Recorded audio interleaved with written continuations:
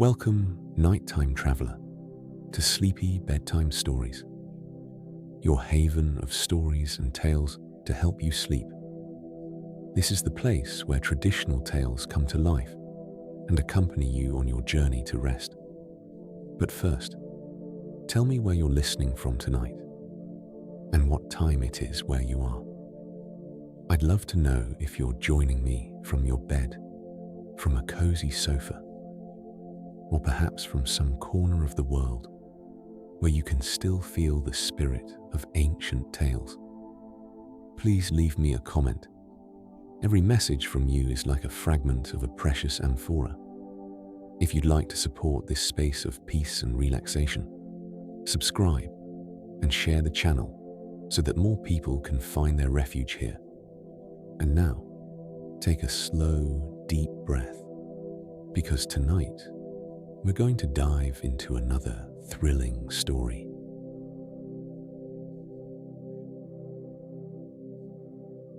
Ancient Cosmogonies. Creation Myths. Chapter 1. Primordial Chaos and the Birth of the Universe in Ancient Myths. Before anything existed, there was silence. Not the silence we know, that relative silence we find when we turn off the lights and close our eyes, and the noise of the world retreats to the edges of consciousness. Not that gentle, familiar silence you are experiencing right now, in the stillness of this night, but another silence.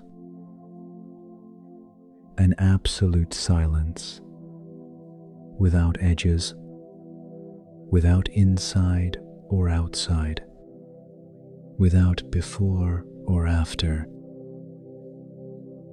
A silence that was not the absence of sound, but the absence of everything. The absence of absence itself. No one knows what that state prior to everything was like. No one can know, because there was no one to experience it. There were no eyes to see, nor ears to hear, nor a mind to comprehend. Only that nothingness, which was not even nothing, because for something to be nothing, there must be something to compare it with. And yet, we humans have spent tens of thousands of years trying to imagine that moment. That impossible instant when everything began. That threshold between non-being and being, between nothing and something, between eternal silence and the first sound. And the answers we have given to that question, the stories we have invented to fill that primordial void with meaning, are some of the most beautiful, deepest, and most revealing that the human mind has produced in all its history. Tonight we shall explore them together, slowly, calmly, like someone strolling through an ancient garden, pausing here and there to contemplate something beautiful, in no hurry to reach any destination. Because the myths of creation are not texts to be understood all at once. They are stories to dwell in, to let them resonate within, to carry to the edge of sleep as one carries a gentle melody that continues to play somewhere in the depths of consciousness long after the conscious mind has let go of the thread. Breathe deeply Feel the weight of your body on the bed. Feel your muscles relax one by one, like knots that the warmth slowly undoes. You are exactly where you should be. And what you are about to hear tonight has traveled through thousands of years to reach this place, to this moment, to this silence of yours that resembles, in a very gentle and very distant way, that other silence from the beginning of everything. Let's begin in Greece. In ancient Greece, in that extraordinary civilization which built upon the white stones of the Mediterranean, an intellectual edifice that we still inhabit without ever knowing it. The Greeks had many stories about the origin of the world, many versions and variations that evolved over the centuries, that were enriched through contact with other cultures, that were transformed as the Greeks themselves transformed their way of understanding reality. But there is one version that is older than all the others, deeper, closer to that primordial silence we were talking about. And that version has a name that the Greeks pronounced with a mixture of reverence and vertigo. Chaos. In the oldest Greek cosmogony, the one recorded by the poet Hesiod in his Theogony, a poem probably written in the 8th century BCE, though based on much older oral traditions. The beginning of everything is not a god. It is not a creative will. It is not any kind of intelligence or purpose. The beginning of everything is chaos. And the Greek word chaos does not mean exactly what it means to us. It is not disorder or confusion. It is something more fundamental, more silent, more difficult to imagine. It is the opening, the abyss, the empty, formless space that exists before anything has yet happened. Imagine that chaos. Imagine a darkness that is not black, because for something to be black there must be light to compare it with. A void that is not empty, because for something to be empty there must be something that can fill it, is greater than a state without dimensions, without time, without any quality we can name, because all qualities will come later. Greek chaos is the absolute before, the zero state of the universe,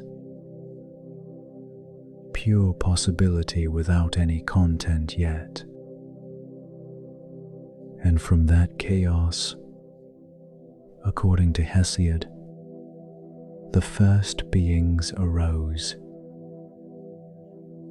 not because anyone created them, not because there was any purpose or any plan. They emerged as condensation emerges from cold air, as dawn emerges from darkness, through a kind of inner necessity that the myth does not explain and which perhaps cannot be explained. They emerged because chaos contained them in potential, just as the seed contains the tree in potential without any eye being able to see it yet. The first of these beings was Erebus, the primordial darkness, and alongside him, in that very first moment, Nyx, the night. Not the night we know, that gentle, familiar night that envelops you right now, but the original night, the mother of all nights, the darkness that precedes all light and that will continue to exist when all light has been extinguished. For the Greeks, Nyx was one of the oldest and most powerful deities in the universe, older than the Olympian gods themselves, older than Zeus and Hera and Athena, so powerful that Zeus himself, according to some versions of the myth, feared and respected her as one respects something that cannot be fully controlled.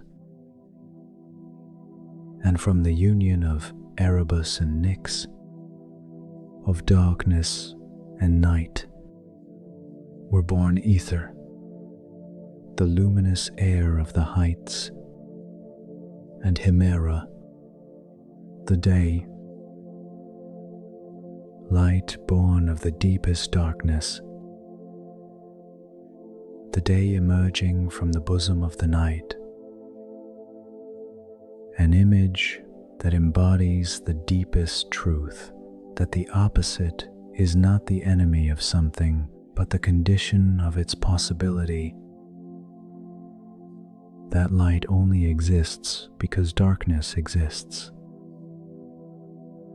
That day only makes sense because night exists. Then came Gaia, the earth, and Tartarus, the deepest abyss beneath the earth, and Eros, love, the most beautiful of immortal beings, the force that loosens the limbs and subdues the mind and rational thought in the hearts of all gods and all men.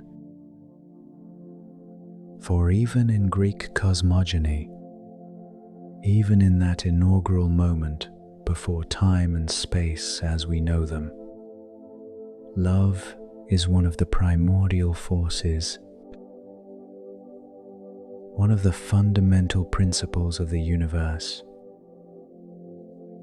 not a secondary emotion that emerges once everything else is in place, but one of the constituent energies of the cosmos, as basic as matter and space and time. There is something comforting in that image, something that speaks to that part of us that suspects, in moments of greatest stillness and openness, that the universe is not indifferent,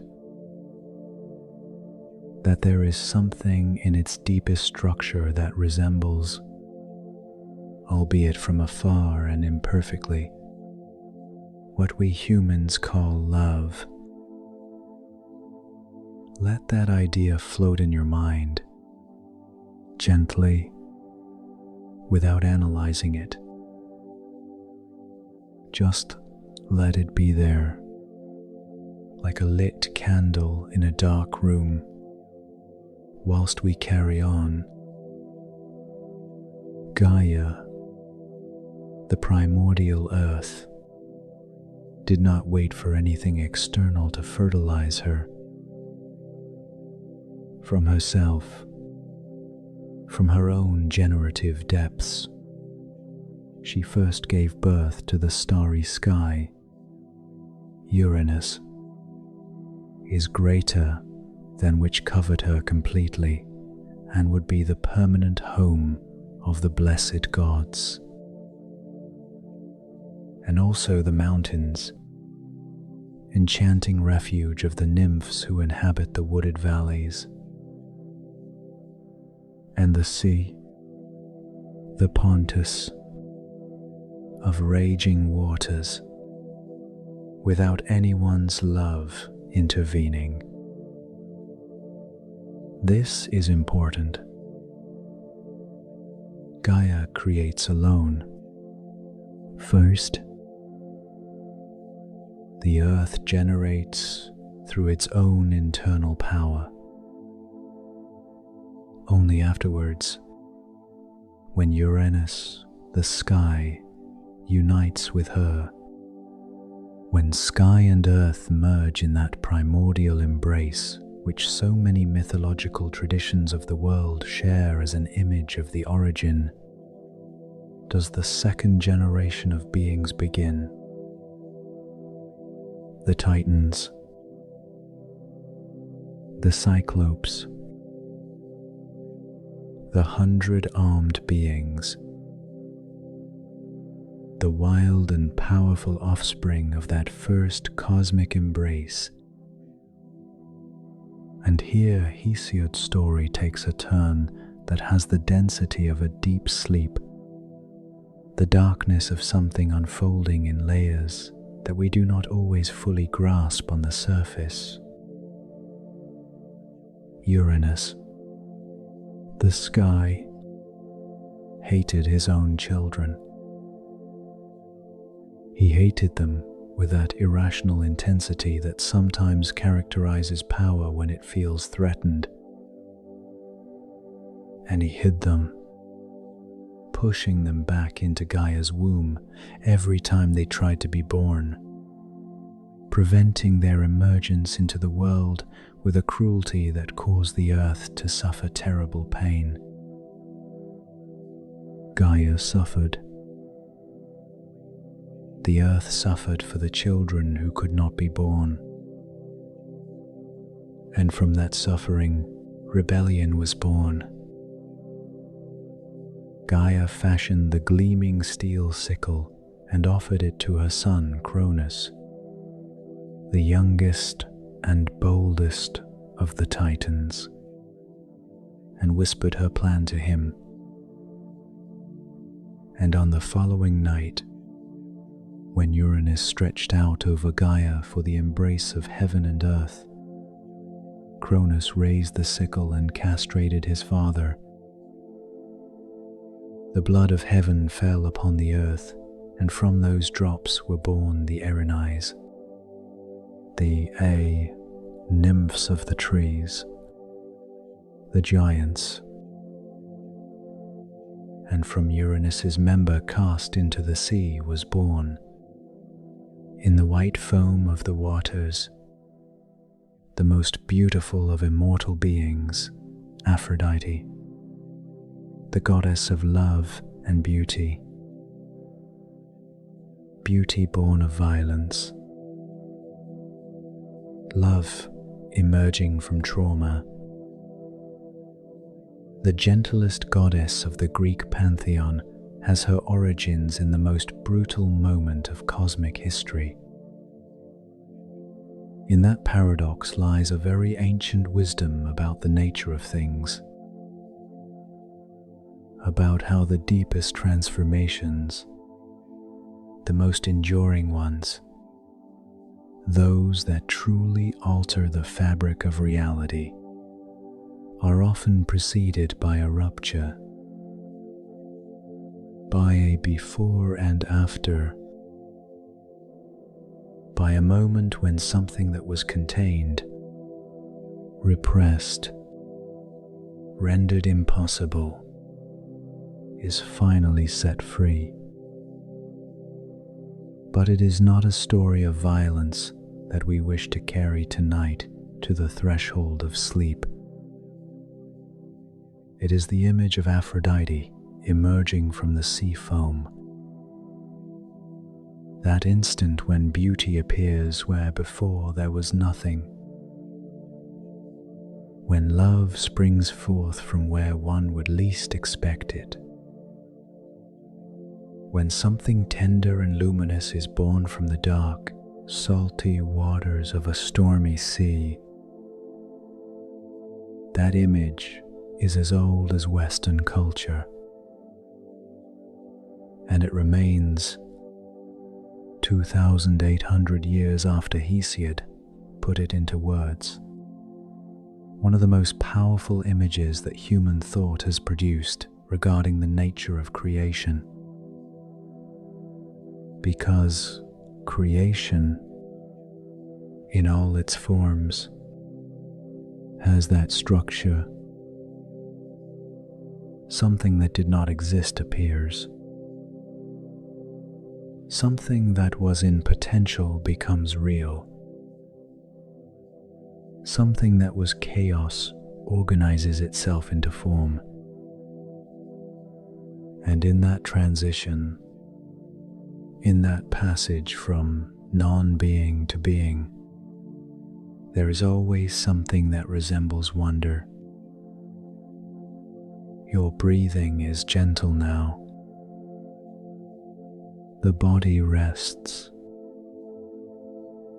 The mind opens, slowly, like a night blooming flower that only blossoms when darkness gives it permission. Keep listening. There are more stories waiting. We now cross the Mediterranean towards the east, towards those lands between the rivers that we have already visited on our journey through the night sky, but this time with a different perspective. We are in Mesopotamia, in Babylon, in that very extraordinary city of temples and gardens and ziggurats. And the text we are going to explore tonight is one of the most fascinating that archaeology has recovered from the ruins of the ancient world. It is the Enuma Elish, the Babylonian creation poem, whose title consists of its first words in Akkadian, meaning when on high. A text that was discovered in the 19th century AD amongst the ruins of the library of King Ashurbanipal of Assyria in the city of Nineveh, written on cuneiform clay tablets that had survived for almost 3,000 years beneath the sands of Iraq. A text that had probably been composed sometime between the 18th and 12th centuries BCE, but which drew on much older oral traditions that reached back to the deepest roots of Mesopotamian civilization, when in the heights the sky had no name, when below the dry land had no name, when only Apsu the Primordial, his father, and Tiamat, she who begot them all, existed is greater than, and their waters mingled as one, when no reed bed had yet formed, and no marsh could be seen, when none of the gods had been brought into being, when none bore a name, and their destinies had not been determined, then the gods were created within them. Thus begins the Enuma Elish, with an image of incomparable visual and emotional power. Before the heavens and the earth, before the reed beds and the marshes of the Mesopotamian delta, before the gods themselves, only two waters mingling as one body. Apsu, the fresh underground waters, the waters that spring from the springs and fill the rivers and fertilize the earth. And Tiamat, the primordial sea, the salty dark waters without shores. Two waters, male and female, fresh and salty, still and turbulent, is greater than mixed in an embrace that has no defined form, that has no edges, that has no name yet. And from that mixture, from that watery, formless chaos, the first gods emerge, just as bubbles rise from the sea floor, just as whirlpools arise in waters that seemed still. Tiamat is a figure of extraordinary complexity and richness. She is the mother of all beings. She is primordial chaos in the form of a sea dragon. She is the sea that gives life and the sea that destroys. She is all that order must overcome to establish itself. And all that order, once it has triumphed, bears inscribed within its very structure, just as marble bears the imprint of the mountain from which it was quarried. For the story of the Enuma Elish has a central moment that is also one of the most extraordinary creation myths of the ancient world. The young god Marduk, the brightest and most powerful of the second generation of gods, confronts Tiamat in a cosmic battle which is also, in profound mythological terms, the battle between chaos and order, between the formless and the formed, between power without structure and the structure that gives name and place to all things. The battle between Marduk and Tiamat is not a battle between good and evil, as it has sometimes been simplistically portrayed. It is something more subtle and more interesting. It is the creative battle, the necessary confrontation between formless primordial energy and the organizing intelligence that will shape the world. And Marduk triumphs. And with the defeated body of Tiamat, with the body of the primordial mother herself, Marduk creates the universe. From the upper half of her body she forms the sky. From the lower half, the earth. From her eyes flow the Tigris and the Euphrates, the two great rivers of Mesopotamian civilization. From her breasts she forms the mountains. With her tail she traces the Milky Way across the night sky. From her clouds she forms the clouds of the sky. From her saliva she forms the wind and the rain. The world is made of the body of the primordial mother. The whole of reality, the sky and the earth and the rivers and the mountains and the rain, are the transformed body of she who existed before all else. The universe is not something created out of nothing. It is something that was transformed, that was reorganized, that took on a new form whilst remaining in its deepest substance, what it always was. There is a truth in that image which modern physics would confirm thousands of years later through its own means and its own language. Matter and energy are neither created nor destroyed. They are transformed. Everything that exists is a transformation of something that existed before. The universe was not born from nothing but from the primordial chaos that reorganized itself into ever more complex forms, ever more ordered, ever more capable of generating life and consciousness and beauty. Tiamat does not disappear when Marduk defeats her. She becomes the world. She becomes us. We are the body of Tiamat, becoming self-aware. We are the primordial chaos that learned to organize itself, to name itself, and to question its own origins. That idea deserves a moment's silence.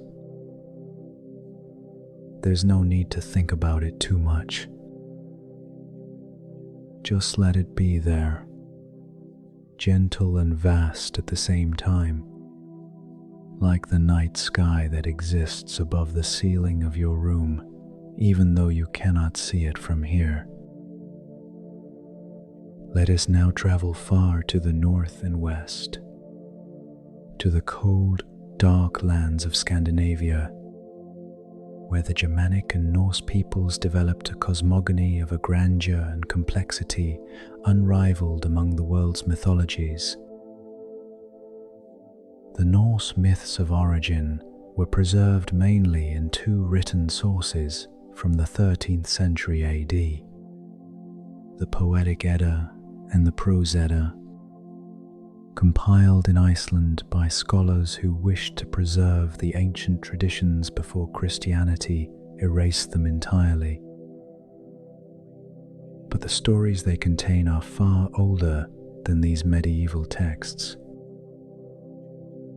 They are rooted in the prehistory of the Germanic peoples, in oral traditions that traveled with the tribes through centuries, migrations, and transformations.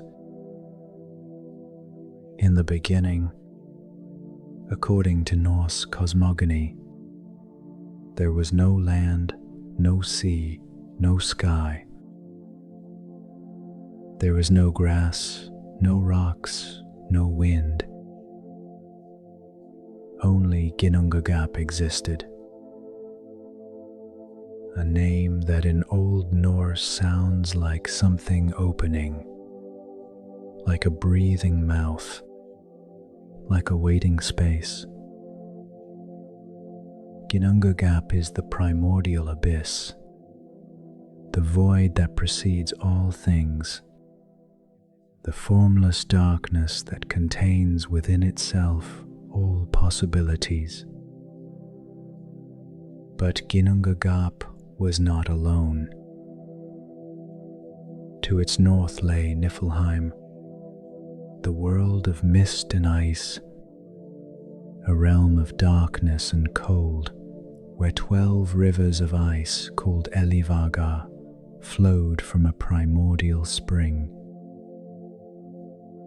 And to its south lay Muspelheim, the world of fire, a realm of eternal flames and scorching heat, so bright and so fiery that only those born there could dwell within it. And for an immeasurable time, Ginnungagap existed between those two extremes. The cold of the north advanced slowly towards the center of the abyss. The heat of the south also advanced slowly from the other side. And when the two met at the heart of Ginnungagap, when ice touched fire and fire touched ice, something extraordinary occurred. The ice melted, but not just any old way. As it melted, it took shape. The drops of water that emerged from the ice touched by the heat of the south were no ordinary drops. They were life itself becoming visible for the first time. And from those drops, from that primordial ice melting in the heat of the first encounter between absolute opposites, the first being arose. Ymir, the primordial giant, the ancestor of all frost giants, an enormous being, still formless in a sense, who slept at the center of the newly tempered abyss and who, whilst sleeping, sweated, and from his sweat were born the first frost giants, male and female, and from his feet was also born another six-headed being, life generating itself, without will or purpose, simply through the contact between opposites. And alongside Ymir there also appeared a cow, Audhumla, the oldest of cows, from whose udders flowed 4 rivers of milk on which Ymir fed. And Audhumla also fed, licking the blocks of frozen salt from the primordial ice. And whilst Audhumla licked the salty ice with her long tongue, something began to emerge from within the ice, just as a sculpture emerges when the sculptor removes the surrounding stone. On the first day, the hair appeared. On the second day, the head. On the third day, the entire being. Buri, the first god, Odin's grandfather, the origin of the race of the Aesir, the Norse gods who would rule the world. There is something about that image of Audhumla licking the ice for 3 days to reveal the god within that has an unexpected tenderness, something maternal and patient. Creation as an act of revelation rather than fabrication.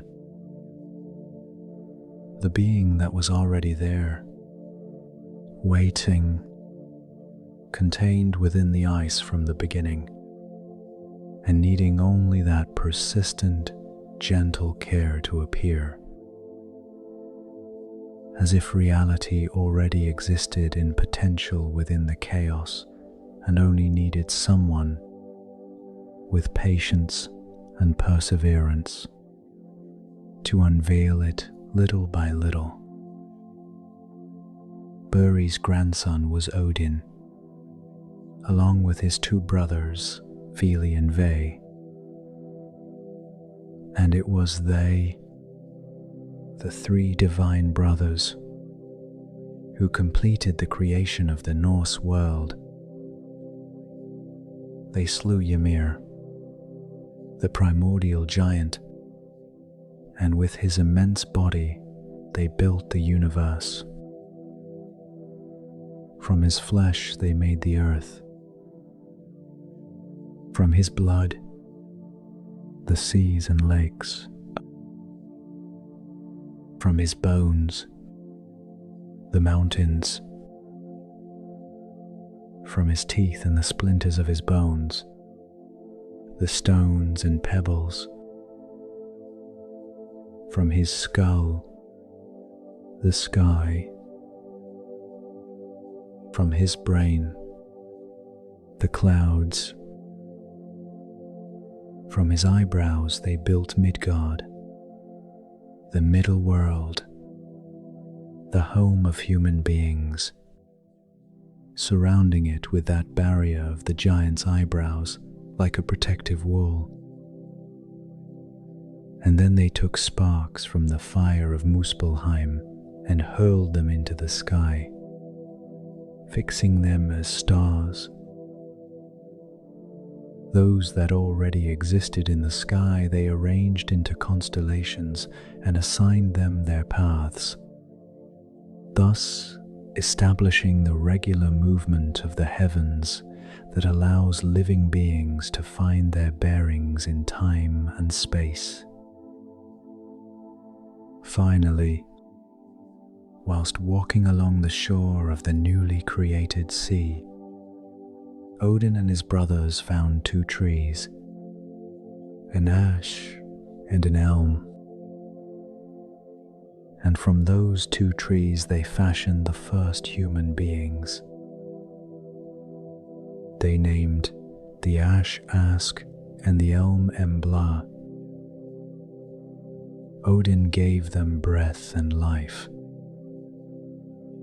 Vili gave them intelligence and movement. Ve gave them blood, color, and speech. And so the trees became people, and the people were given a home in that Midgard built from the eyebrows of the primordial giant. We are trees that learnt to walk. We are the breath of a god blown upon the wood. We are the blood that another god added, and the color that made the world able to see us, and the speech that made us able to tell stories of our own origins. There is something about that image tonight, in the stillness of your room, that may resonate in a particular way. The idea that we come from the tree, from the earth, from something with roots that reach deep into the darkness and branches that reach up towards the light, and that this dual nature, rooted and aspiring, dark and luminous at the same time, is precisely what we are. Breathe.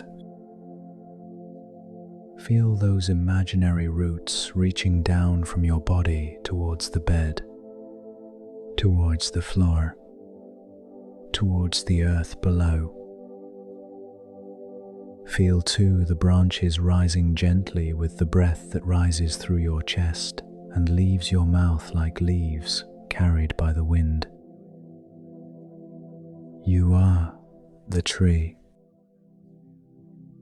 You are Ask or Embla. You are the wood that received the breath and began to walk and speak and wonder where it came from. And now, tonight, you can rest in that question without needing an answer, because the question itself is enough. The wonder of asking the question is all you need. We now cross the known world heading east, towards India, towards that subcontinent of such dense cultural and spiritual richness that it could occupy a lifetime of study without ever being exhausted. The Hindu tradition does not have a single cosmogony, but many, overlapping and complementary, and at times seemingly contradictory, like layers of sediment recording different eras and different ways of understanding the relationship between human beings and the cosmos. But there is a hymn that lies at the heart of it all, which is perhaps the oldest and most profound text humanity has produced on the origin of the universe.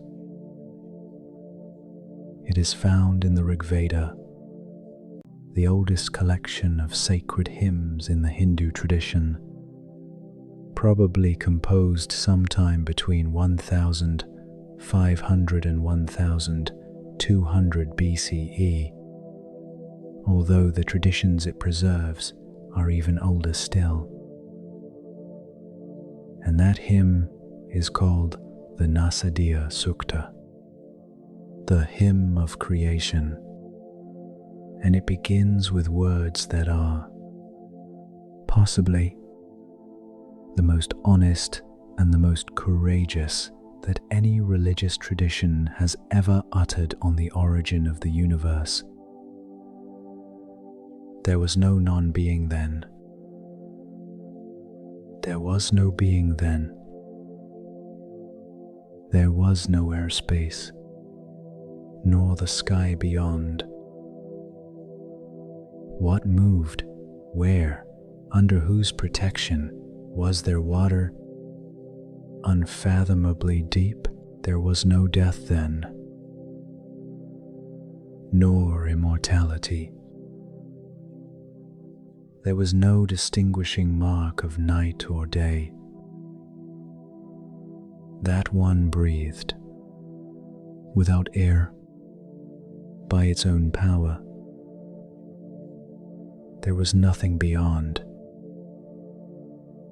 The questions of the Nasadiya Sukta are not rhetorical questions. They are real questions, posed with all the seriousness of a mind that has reached the edge of the thinkable and peers into the abyss with a breathtaking honesty. The seers who composed that hymn did not know the answer to the origin of the universe, and they said so with that intellectual and spiritual courage that characterizes the great texts of humanity, the courage to recognize the limits of knowledge without ceasing to peer over the edge. And the hymn ends with the most humble and wisest words any cosmogony has ever produced. Who really knows where it came from? Where this creation came from? The gods came later, with the creation of this universe. So, who knows where it came from? He from whom this creation sprang, whether he ordained it or did not ordain it. He who sees all from the highest heaven. He knows, or perhaps not even he himself knows. Perhaps not even he himself knows. That is the boldest question a sacred text can ask. The possibility that the origin is deeper than any mind we can imagine, including the divine mind. The possibility that the universe is older than its own gods. That the mystery predates any answer we might formulate. There is in that admission of ignorance a wisdom that exceeds any explanatory system. A humility that is, paradoxically, more reassuring than any certainty. For if not even the gods know entirely where they come from, then not knowing is the natural condition of any being that exists within the universe. Not knowing is not a failure. Not knowing is simply being creatures within something that infinitely exceeds us. And being at peace within that not knowing is perhaps the greatest spiritual achievement possible. Tonight, not knowing is fine. Not having all the answers is fine. Being here, in the soft darkness of your room, with all the unanswered questions and half-finished projects and the uncertainties of tomorrow floating somewhere you don't need to visit tonight is perfectly fine. You can rest without knowing. You can sleep within the mystery as one sleeps within an embrace. Hindu tradition also has another origin story, different from the Nasadiya in tone and imagery, but equally profound.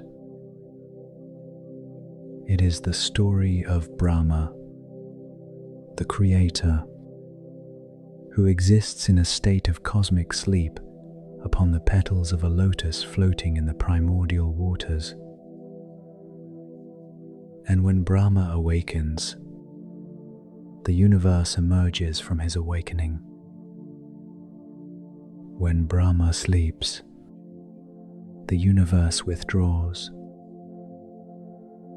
and so the cosmos breathes, contracting and expanding to the rhythm of the Creator God's breath and sleep, in cycles of time so vast that the human mind can only approximate them with the aid of mathematics. A kalpa, a day of Brahma, lasts 4,320 million years of human time. A year of Brahma is equivalent to more than 1.5 trillion human years. And the life of Brahma, 100 of his years, spans a period that human numbers cannot comfortably contain. At the end of Brahma's life, the entire universe dissolves into the primordial waters.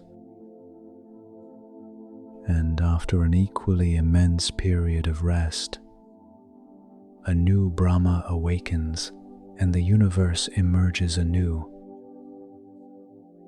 Eternity as a breath, the cosmos as a dream, creation as an act of awakening, and dissolution as an act of falling asleep again. There is in that image a circularity that is neither pessimistic nor nihilistic, but simply vast. A time scale before which the whole of human history, with all its wars and loves and discoveries and tragedies, is something smaller than a blink of an eye, and yet no less real for that, no less valuable for that. For a blink of an eye in Brahma's dream also contains all the intensity of what has been lived, all the fullness of those moments of beauty and love and understanding that make human life worth living. Let us continue our journey towards China, towards that millennia-old civilization which developed its own answers to the mystery of origins with a distinctiveness and elegance that make them unique among the world's cosmogonies. The best-known Chinese cosmogony is that of Pangu, the primordial giant who emerged from the cosmic egg. Before the beginning, according to this tradition, which probably dates back to the 3rd and 4th centuries AD, though it incorporates much older elements, the universe was an egg, a dark and chaotic egg, inside which everything was jumbled together without form or order. And within that egg slept Pangu, the primordial giant, for 18,000 years. When Pangu awoke, he found only darkness and chaos around him.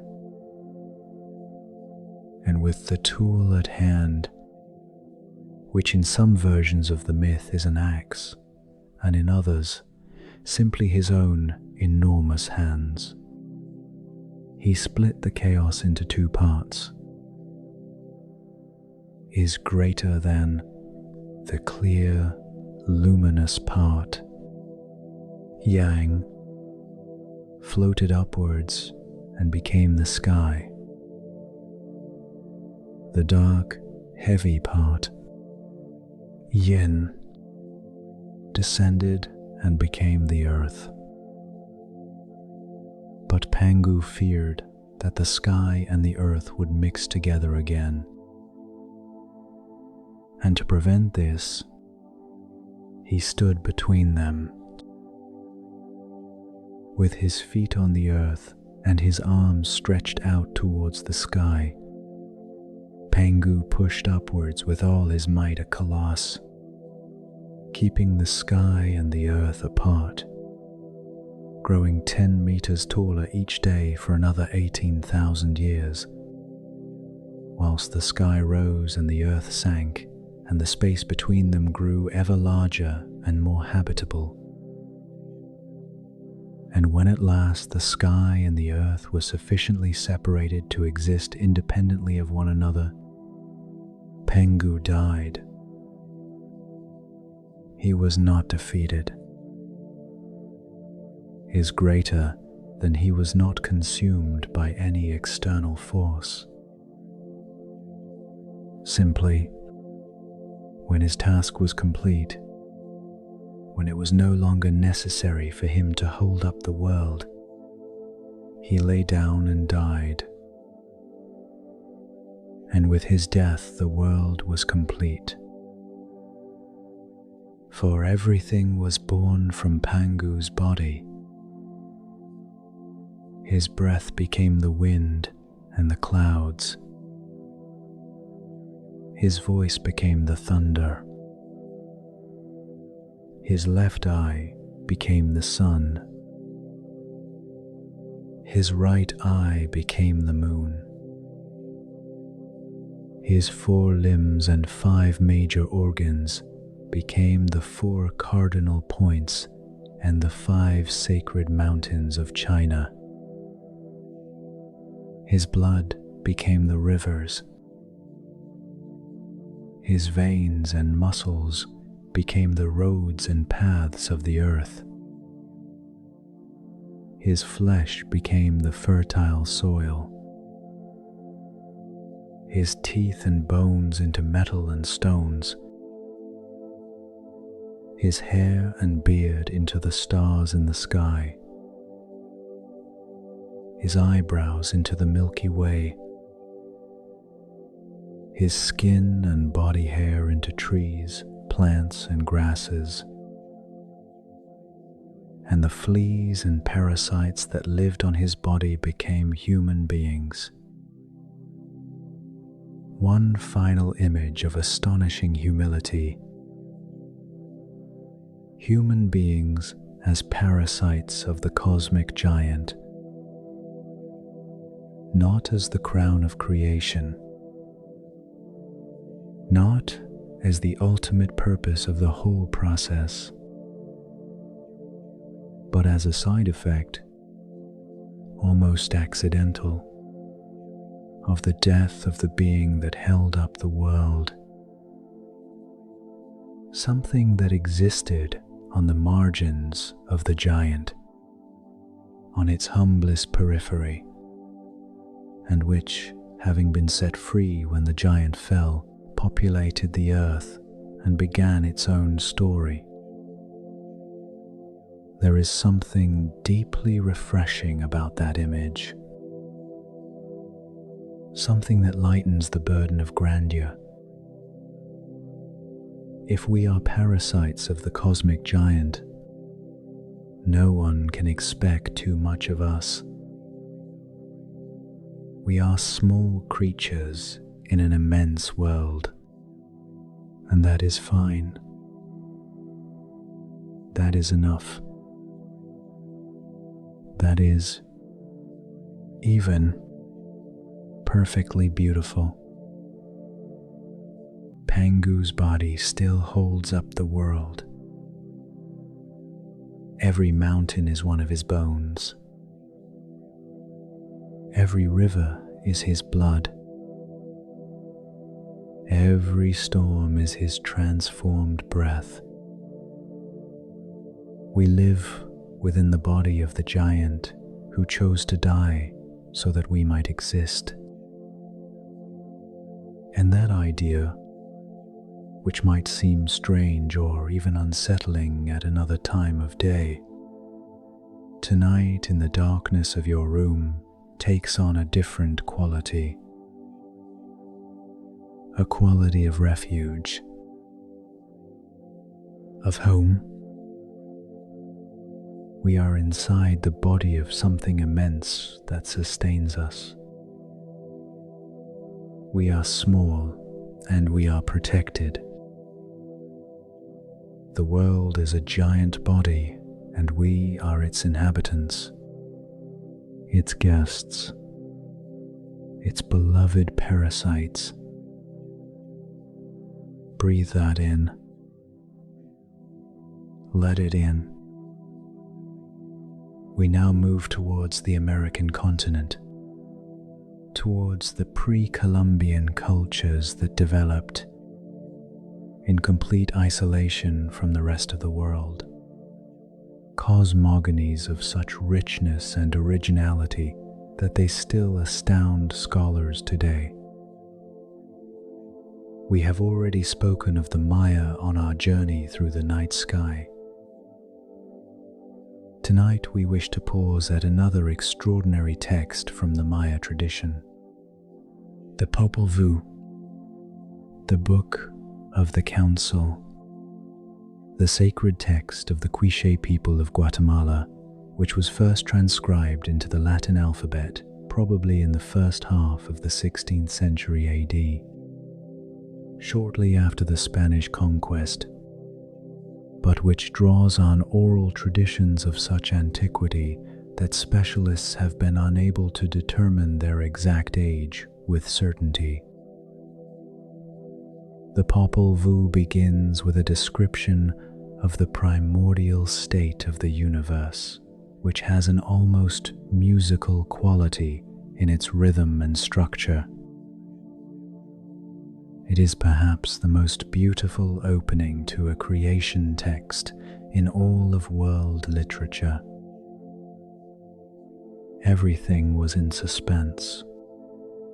Everything was calm, in silence. Everything was motionless, silent, and the expanse of the sky was empty. This is the first account, the first discourse. There was not yet a man, nor an animal, birds, fish, crabs, trees, stones, caves, ravines, grasses or forests. Only the sky existed. The face of the earth had not yet manifested itself. There was only the calm sea and the sky stretching out in all its vastness. There was nothing standing,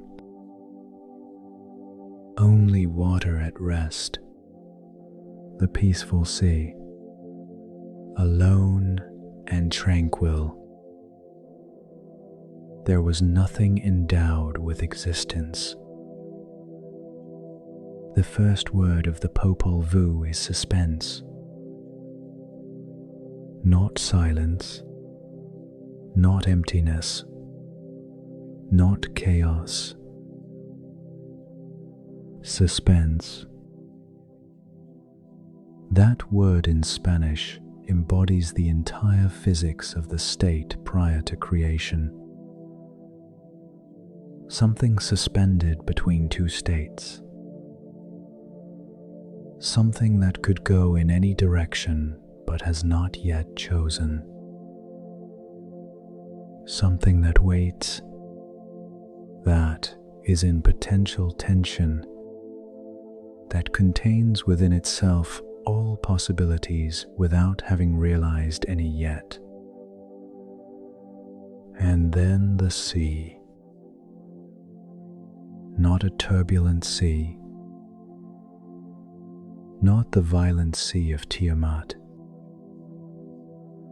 The cliché sea of before creation is a calm sea, peaceful, solitary and tranquil. The beginning as perfect stillness, like that state of complete rest to which the body aspires in the depths of sleep.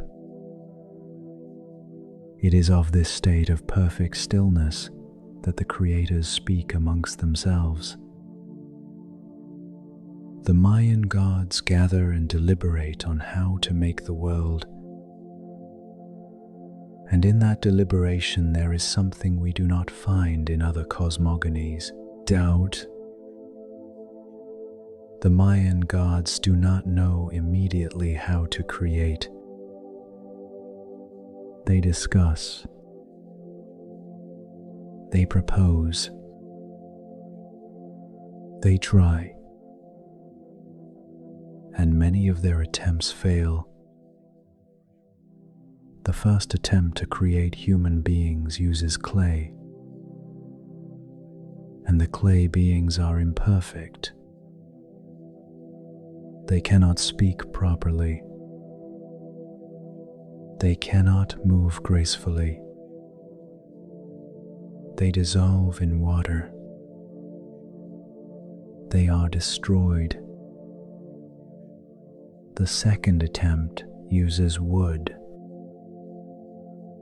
and the wooden beings speak and move but have no soul. They have no memory. They do not remember their creators. They live like automatons, without a heart, without understanding. They are destroyed too, in the flood the gods send upon them. Though some escape and become the monkeys of the forests, close relatives of humans, living reminders of that second failed attempt. And finally, the third attempt. The gods find the maize, the white maize and the yellow maize, growing inside a mountain called Paxil. And with that mass of maize, ground and kneaded with water, they shape the first 4 true human beings, Ixpiarcoc and Ixmucane, the divine grandmothers and grandfathers of humanity, shape the bodies. And when the gods have finished, they find before them something that amazes them. The first humans made of corn are perfect. They can speak. They can move. They have memory and understanding. They see the world with a clarity that the gods themselves did not expect. They see everything, from the beginning to the end, from the origin to the farthest horizon. Their vision is so perfect, so complete, that in a certain sense they are equal to the gods. And that, paradoxically, worries the creators. A human being who sees everything, who understands everything, who has no limits to their knowledge. How can they be genuinely human? How can they appreciate the world if they see everything with the same clarity? And so the gods, out of compassion rather than cruelty, limit the vision of the first human beings. They place a veil over their eyes. They make them able to see only what is near, what is within their immediate reach, and what is far away remains misty, hinted at, partially veiled. And human beings, with that limited vision, are happy. They are capable of wonder because they do not see everything. They are capable of surprise because the horizon is blurred. They are capable of dreaming because there are realms the eye cannot reach, but the imagination can. The gift of limits, the grace of the veil, the happiness that comes not from knowing everything, but from not knowing, from having that space of mystery where the mind can play, can imagine, can dream. Tonight, your vision is also limited. Darkness has cast its soft veil over your eyes, and that veil, at this moment, is exactly what you need. Not to see everything, not to control everything, not knowing everything, just feeling the body at rest, listening to the voice that narrates, letting thoughts slow down and soften like a river reaching the plain after flowing down from the mountain. There are still 2 cosmogonies we wish to explore tonight. 2 visions of origin that come from very different parts of the world and very different eras, but which share something that makes them perfect for this moment in our journey together. They are the 2 most contemplative, most still stories of origin, closest to that state of inner silence which is tonight's destination. The first takes us to Egypt, to the Egypt of the first dynasty, to the sacred city of Hermopolis, that city of Thoth we mentioned in our first chapter, which the Greeks would name thus precisely because it was the center of the cult of the god of knowledge and writing. There flourished one of the oldest and most fascinating versions of Egyptian cosmogony, the so-called Hermopolitan Ogdoad cosmogony. The Ogdoad, which in Greek simply means the group of 8, consisted of 8 primordial deities who personified the 8 qualities of the chaos preceding creation. 4 pairs of god and goddess, each pair representing a different property of the pre-universal state. None and Nonet is greater than the primordial water and its feminine counterpart. He and Hauhet, infinity and its counterpart. Kek and Kauket, darkness and its mirror. And Amun and Amonet, concealment, the invisible, that which exists without being perceived. 8 aspects of chaos, 8 ways of being nothing, of being potential without action, of being possibility without realization. and these 8 beings swam together in the primordial waters of none, in that boundless ocean which is the state of the universe before the universe exists. And their movement in the waters, that stirring of potential seeking its form, somehow generated a mound, a small elevation of earth that emerged from the water as the first patch of fertile land emerges when the floods of the Nile begin to recede. And upon that mound appeared a lotus that closed during the night of chaos and opened when the first dawn arrived.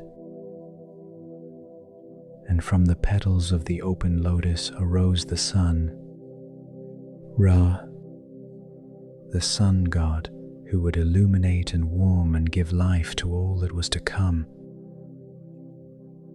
The first dawn in the history of the universe, emerging from a flower upon a mound of earth above the waters of chaos. There are few images in the history of world cosmogonies that are as visually perfect as that one.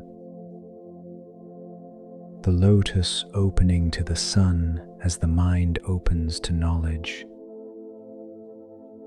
The flower emerging from the mud without losing its purity.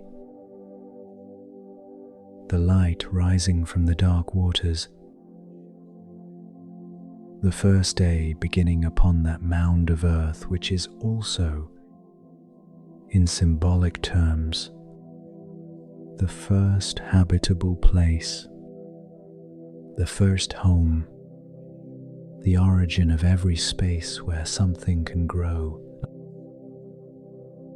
In Egyptian tradition, and in many other Asian traditions, the lotus is the symbol of that ability to emerge from the mud and blossom in the light without having been tainted by either. It grows in dark, muddy water. Its roots are in the darkness and the mud, and yet its flowers are of such whiteness and delicacy that they seem never to have touched any mud. They are living proof that from darkness the brightest light can emerge, that origins do not determine destiny, that the flower is not the mud even though it was born in it. Tonight, in the darkness of your room, you too are the lotus. You have roots in the mud of the day that has ended, in its worries and its tensions and its unresolved matters. But in this moment of darkness and stillness, something within you closes like the lotus awaiting dawn. And when morning comes, when light streams in through the windows once more, something will open.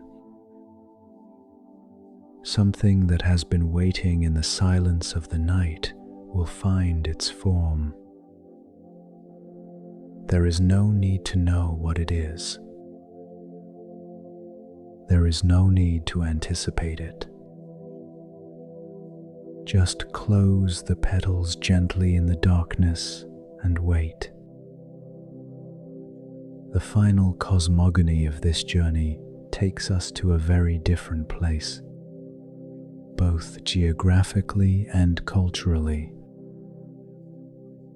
to West Africa, to the traditions of the Dogon people of what is now Mali, whose cosmogony was studied and documented by the French ethnologist Marcel Griaule in the first half of the 20th century, and which revealed one of the most sophisticated and complex cosmological systems that no Western researcher had ever encountered in an unwritten oral tradition.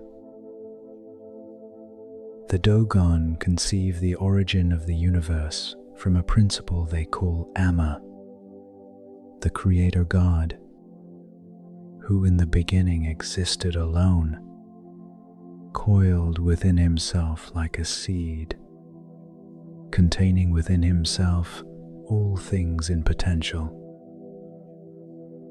Amma was the egg of the world, pure possibility, the being that contains without extending, that knows without naming, that is without manifesting.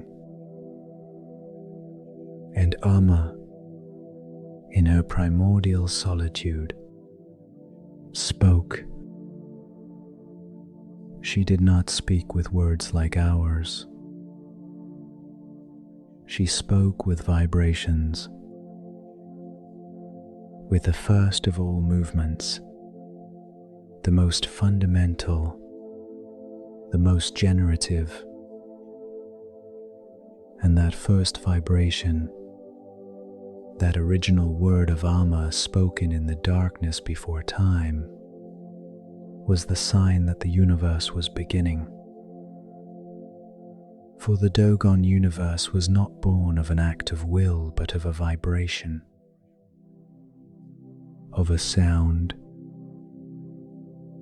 of the original rhythm from which all subsequent rhythms would be born. The Dogon call this vibrating principle Po, the original seed, the starting point of all existence. And from Po emerged everything else in successive vibrations, in spirals of creation that extended outwards from that invisible center like the rings formed in water when a stone falls into its center. And what the researchers who studied Dogon cosmogony found most fascinating was not just the elegance of the system, but a particular detail that has given rise to much speculation and debate. The Dogon, without telescopes, without any astronomical technology, knew of the existence of Sirius B, the companion star of Sirius, the brightest star in the night sky, a white dwarf of extraordinary density that was only observed and confirmed by Western astronomy in the 19th century. The Dogon called it Potolo, the Po star, the seed star, and correctly described it as a very small, very dense object orbiting Sirius with a period of 50 years. How did the Dogon know this? That question remains a subject of debate among ethnologists and astronomers. Some argue that they must have had contact with Western astronomical information prior to Griot's study. Others suggest that oral traditions may preserve very ancient observations of celestial phenomena, which science later rediscovers. And others simply point out that the mystery, in this case, is more honest than any forced explanation. What is clear is that the Dogon constructed a cosmogony of such complexity and coherence that it is in no way inferior to the great cosmological traditions of civilizations that archaeology and history consider more advanced. And that at the center of that cosmogony lies sound, vibration, rhythm, is greater than the idea that the universe was not born of an act, but of a pulse. That at the origin of everything there is something that beats, something that oscillates, something that has the rhythm of a heart even if it is the heart of the cosmos. Tonight, listen to your own heart, that gentle, steady rhythm beating in your chest without you having to ask it for anything. That pulse that has been beating since before you were born. That beat whilst you slept in the womb of the one who brought you into the world. That beat in your first seconds of life before you even knew you existed. That rhythm is the closest you have to the original rhythm of Amma, to the Po of the Dogon, to the vibration that lies at the origin of everything. And as you listen to that rhythm, as the darkness of your room envelops you in its soft, ancient cloak, as your thoughts grow ever slower and fainter, like stars fading one by one in the approaching dawn, allow yourself to reach the edge of that primordial chaos we have spoken of tonight. Not the terrifying chaos, not the distressing disorder, but the original chaos of the Greeks, the open abyss that contains all possibilities. The Norse Ginnungagap, the space between fire and ice, where something new is about to be born, is greater than the primordial waters of Nun, where the Ogdoad floats awaiting the first dawn. Pangu's egg before the giant awakens. The calm sea of the Popol Vuh before the gods begin to speak. The vibration of Amma before the universe takes its first form. That state of pure potency, of possibility unfulfilled, of nothingness on the verge of becoming everything, is the state of deep sleep. The state towards which your body is now moving, naturally and gently, following a path your body knows better than any map. The state in which the conscious mind dissolves and something deeper takes over. Something that thinks not with words but with images. That does not reason but feels. That does not control but flows. Dreams are your personal cosmogony. Every night, in the darkness of your own primordial chaos, something within you creates worlds. It builds scenarios. It brings characters to life. It invents stories that follow their own internal logic, that have their own coherence, that sometimes contain truths the waking mind cannot see.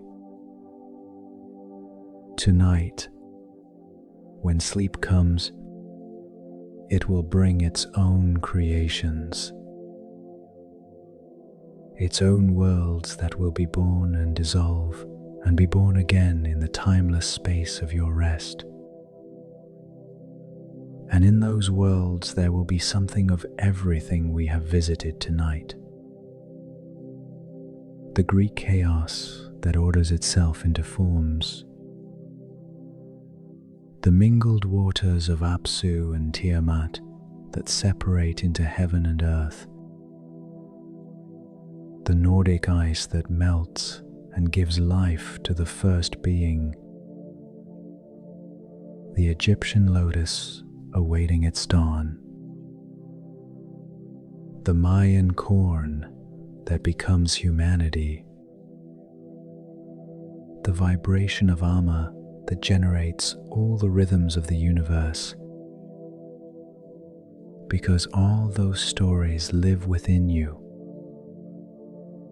They lie in the deepest memory of your species, in that invisible library that we humans have carried within us since we were our own ancestors, sitting around a campfire under the unpolluted sky of prehistory, telling stories about the origin of everything so we could fall asleep with something more than just the fear of the dark. Stories work. They have always worked. They bring you here, to this threshold of sleep, laden with images and echoes that your conscious mind does not need to process fully. That can simply float in the space of what is heard, leaving their gentle trail within, just as shooting stars leave a trail in the night sky, shining for an instant, and then dissolving into the darkness that is also, always, the beginning of something new. Chaos is ready to receive you. The primordial waters are calm. Ginnungagap waits, open and gentle. The lotus has closed its petals.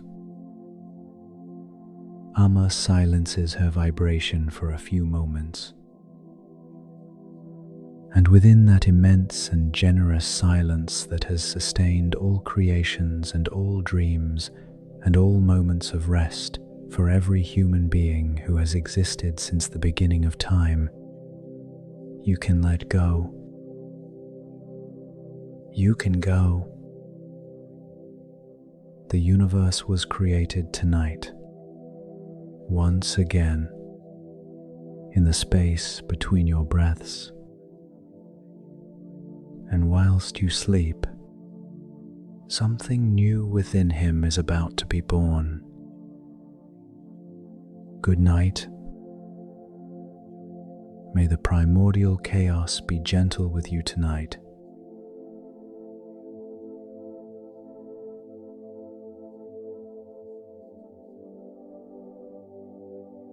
Ancient cosmogonies. Myths of Creation. Chapter 2. Creator Gods and the Emergence of Humanity. Close your eyes for a moment. Let the weight of the day slowly dissolve. Like mist at dawn over an ancient river. Breathe. There is a place where time does not yet exist, where silence is older than any word, where darkness is not a threat but a promise. It is there that this story begins. It is there that everything has always begun. From the very beginning of beginnings, long before the word beginning existed, human beings looked up. They gazed at the stars with that particular mixture of wonder and dread that only sentient beings can feel. That strange awareness of being small in the face of something infinitely greater. And in that gaze upwards was born the oldest question in the universe. Why are we here? Who brought us into this world? What divine hand? What cosmic will? What love or what whim shaped us and placed us upon this earth? The answers found by those first men and women were not scientific answers. They were something much deeper, much more human.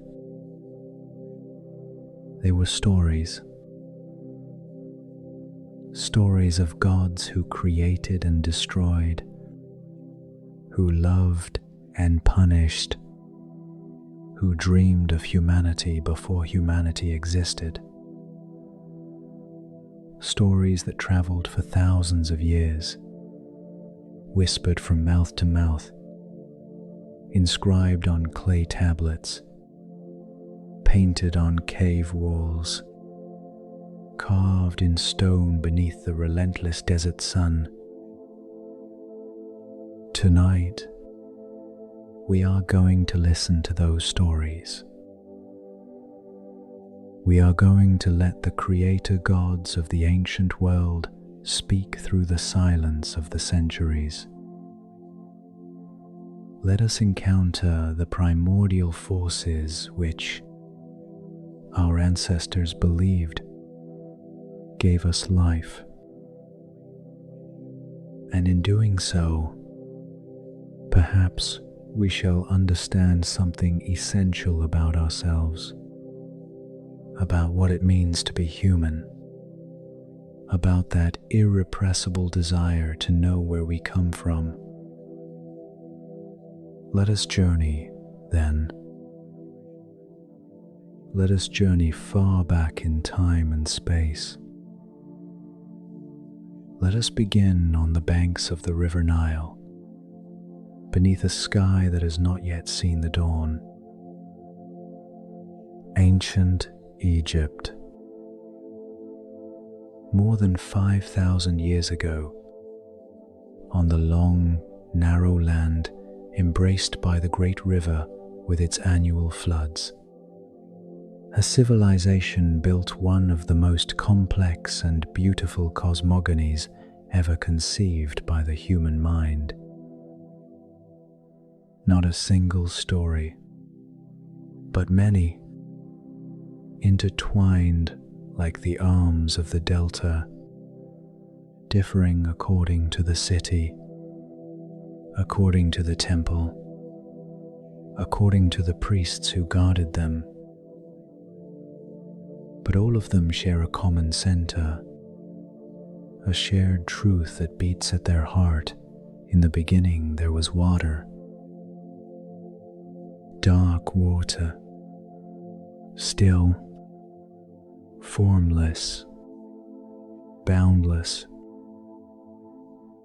The Egyptians called it Nun, the primordial ocean, the abyss before time. It was not a god in human form, nor was it a conscious will in the beginning. It was simply that which existed before anything else existed. A total presence, absolute, in which the potential of all creation floated like a seed dormant in winter. And within Nun, something began to awaken. The priests of Heliopolis, the great city of the sun in northern Egypt, recounted that it was Atum who emerged first. Atum, the complete God, he who contains all within himself, whose name in the language of the pharaohs meant both he who is all and he who is nothing. A perfect paradox for a being who existed before the categories of being and non-being existed. Atum rose from the waters of Nun onto the first hill of earth, the Benben, the primordial mound, the first patch of firm ground in the aquatic universe of chaos. Imagine that scene with the slowness it deserves. Total darkness. The silence that is not emptiness but fullness. And then, very slowly, almost imperceptibly, a form emerges. A silhouette rising above the bottomless waters. A god contemplating himself and, in that act of contemplation, creating the first space, the first instant, the first moment of something we might call consciousness. Atum was alone, and in that primordial solitude, he did what solitary gods always do in humanity's oldest myths. He created company. But without a partner, without another being, without matter to work with, Atum created his first children in the only way possible. From himself, from his own breath, from his own body, from his own divine essence. The pyramid texts, inscribed on the inner walls of the royal tombs over 4,300 years ago, say that Atum sneezed and coughed, and from that sneeze and that cough were born Shu, god of the air, and Tefnut, goddess of moisture. The first sneeze of the universe, the first divine breath expanding into the empty space. Shu and Tefnut came together, just as air and moisture always come together, and from their union were born Geb. The earth is greater than and Nut, the sky, and it was Shu who separated them, who placed his arms beneath Nut and raised her above Geb, creating the space in which we dwell, that space between the solid earth and the starry sky, which the Egyptians called the world of the living. Geb and Nut, though separated, loved one another with the restrained passion of those who long to be reunited, and from that love were born 4 gods who would change the destiny of the cosmos: Osiris, Isis, Set, and Nephthys. But what of human beings? Where do they fit into this chain of divine creation? Egyptian traditions offer different answers, and in that diversity lies a particular wisdom, the wisdom of those who do not require a single truth, but are able to hold several truths at the same time. In some versions, the human beings were born from the tears of the god Ra, the sun, who had wandered through the lost world and, upon being reunited with his eye, which had been separated from him during the journey, wept with joy. And from those divine tears that fell upon the earth held by Geb, the first men and women emerged, created from a god's tears, carrying in their very blood that sadness which precedes the reunion, that joy which exists only because there was first a loss. In other traditions, it was Khnum, the ram-headed god, who created human beings on his potter's wheel, shaping their bodies from Nile clay, whilst Hathor, goddess of love and joy, breathed the breath of life into them.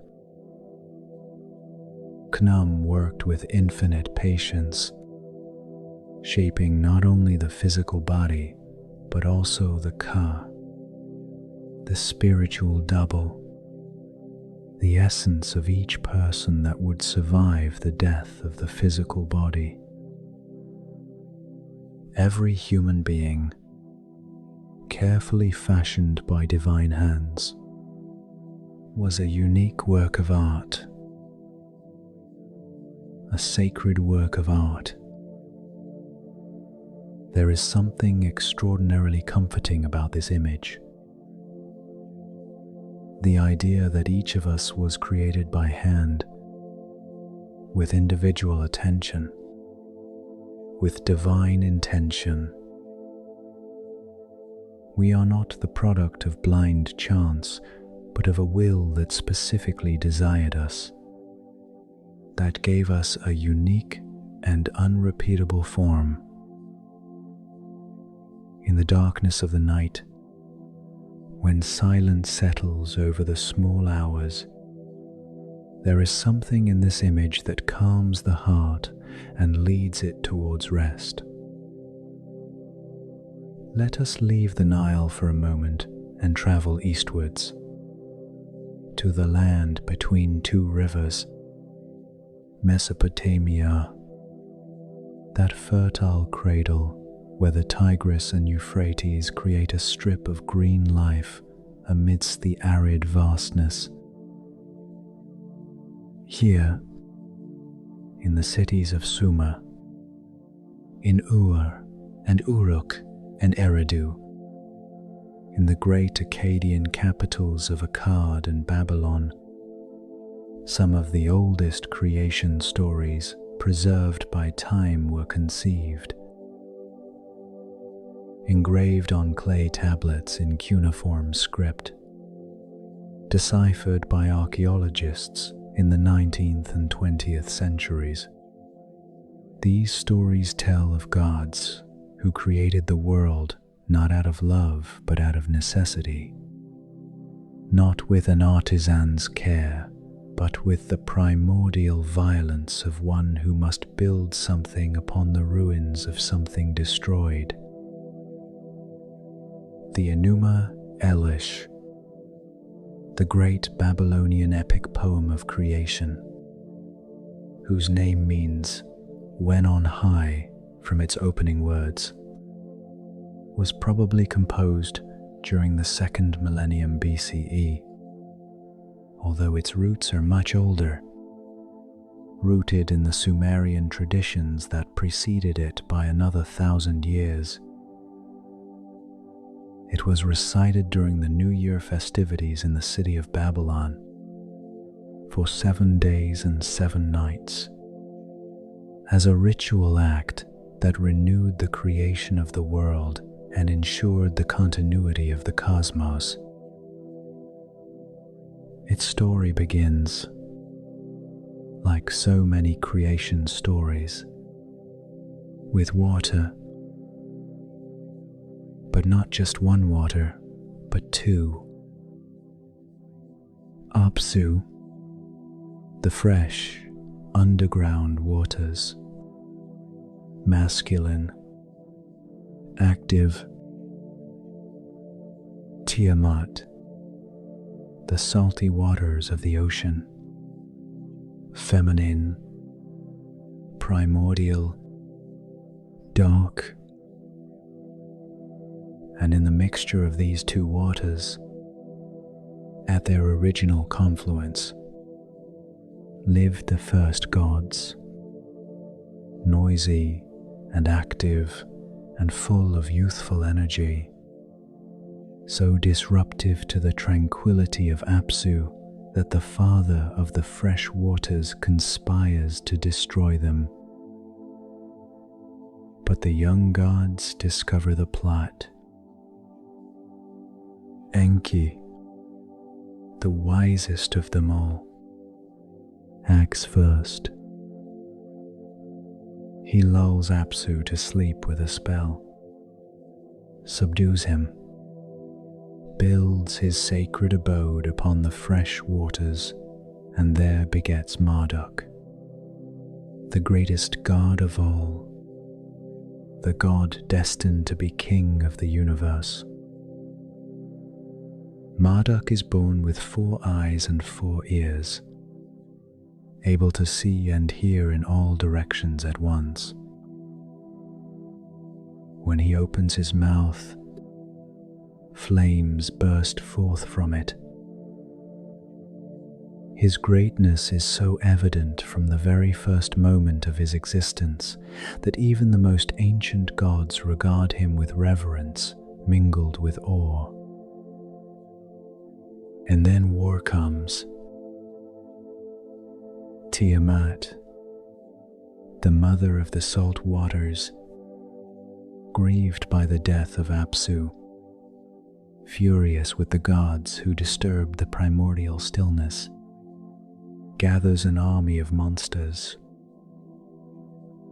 crowned serpents, dragons with sharp teeth, storms with claws, is greater than demons who know no mercy.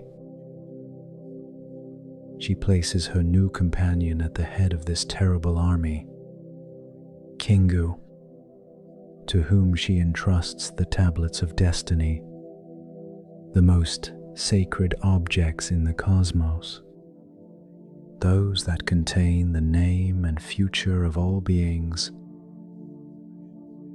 The younger gods tremble. No one dares to face Tiamat. No one save Marduk. And Marduk sets his conditions.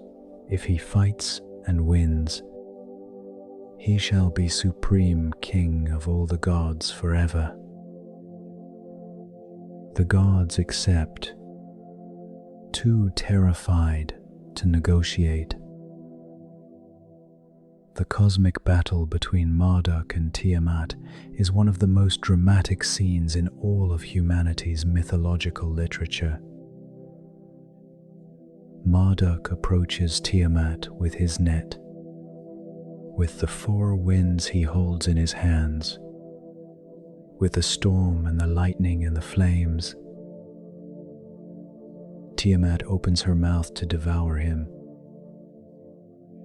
but Marduk hurls the winds into that open mouth, inflating her like an immense balloon, immobilizing her, and then plunges his spear into Tiamat's body, splitting her in two.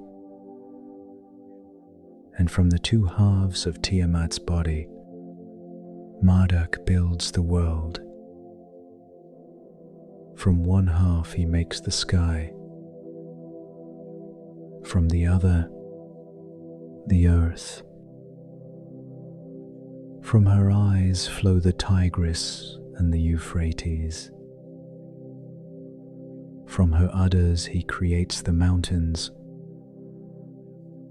From her tail he designs the Milky Way.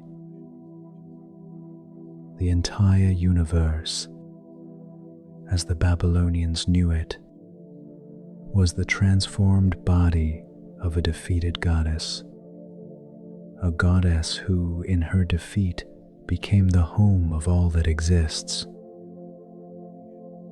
And human beings. How did human beings come into being in this cosmogony of war and transformation? Marduk created them from blood.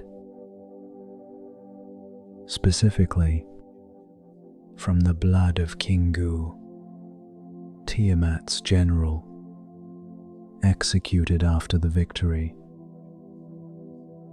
From his blood mixed with clay, Marduk fashioned human beings, the beings who would bear the burden of maintaining the temples, of feeding the gods with their offerings, of enabling the deities to rest from the toil of creation.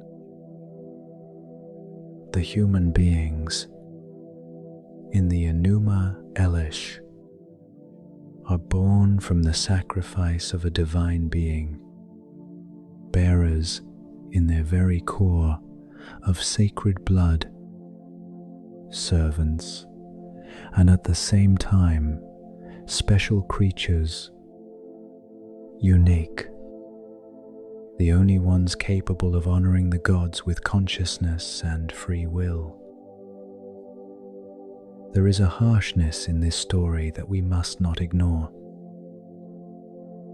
A humanity born to serve, conceived as a solution to a divine problem, created not out of love, but out of necessity. And yet, even in that harshness, there is an extraordinary recognition. Human beings are the only ones capable of honoring the gods. Of all the creatures in the cosmos, only humans possess that capacity,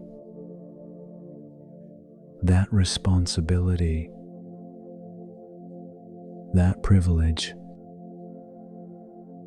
The Mesopotamian night was long and dark, and the priests who recited the Enuma Elish during the 7 days of the new year did so with the awareness that they were renewing the cosmos, that they were participating in creation itself. The narration was the act. The words were reality. To listen was to create. We now cross the ocean of time and space, leaving the eastern Mediterranean to venture into the American continent, into the highlands of Mesoamerica, where the Maya and Aztec peoples constructed cosmogonies of such complexity and beauty that even today they leave those who pause to contemplate them breathless. The Popol Vuh, the sacred book of the Quiché Maya, written in the 16th century AD but preserving much older oral traditions, begins with a silence so profound it is almost tangible. Everything was suspended. Everything was calm, in silence. Everything motionless, still, and the expanse of the sky was empty. This is the first description of the universe before creation in the Popol Vuh, and it is impossible not to pause before it, not to feel the weight of that silence, not to recognize in it something familiar, something we experience every night when the outside world falls silent and we are left alone with ourselves. Only the sky existed, and also the heart of the sky, which is called Huracan. And there was also the great sea. And in that state of perfect stillness, the creator gods began to deliberate, to speak. For in Mayan cosmogony, creation occurs through the word, not through physical action, not through manual labor, not through cosmic war. The word is the supreme instrument of creation. The principal gods, Tepe the sovereign and Gukumats the feathered creator, gather in the darkness of the water and speak. They consult one another. They deliberate. They decide. And as they speak, as they utter the names of things, things are born. The earth emerges when the gods say, "Earth," and there it is.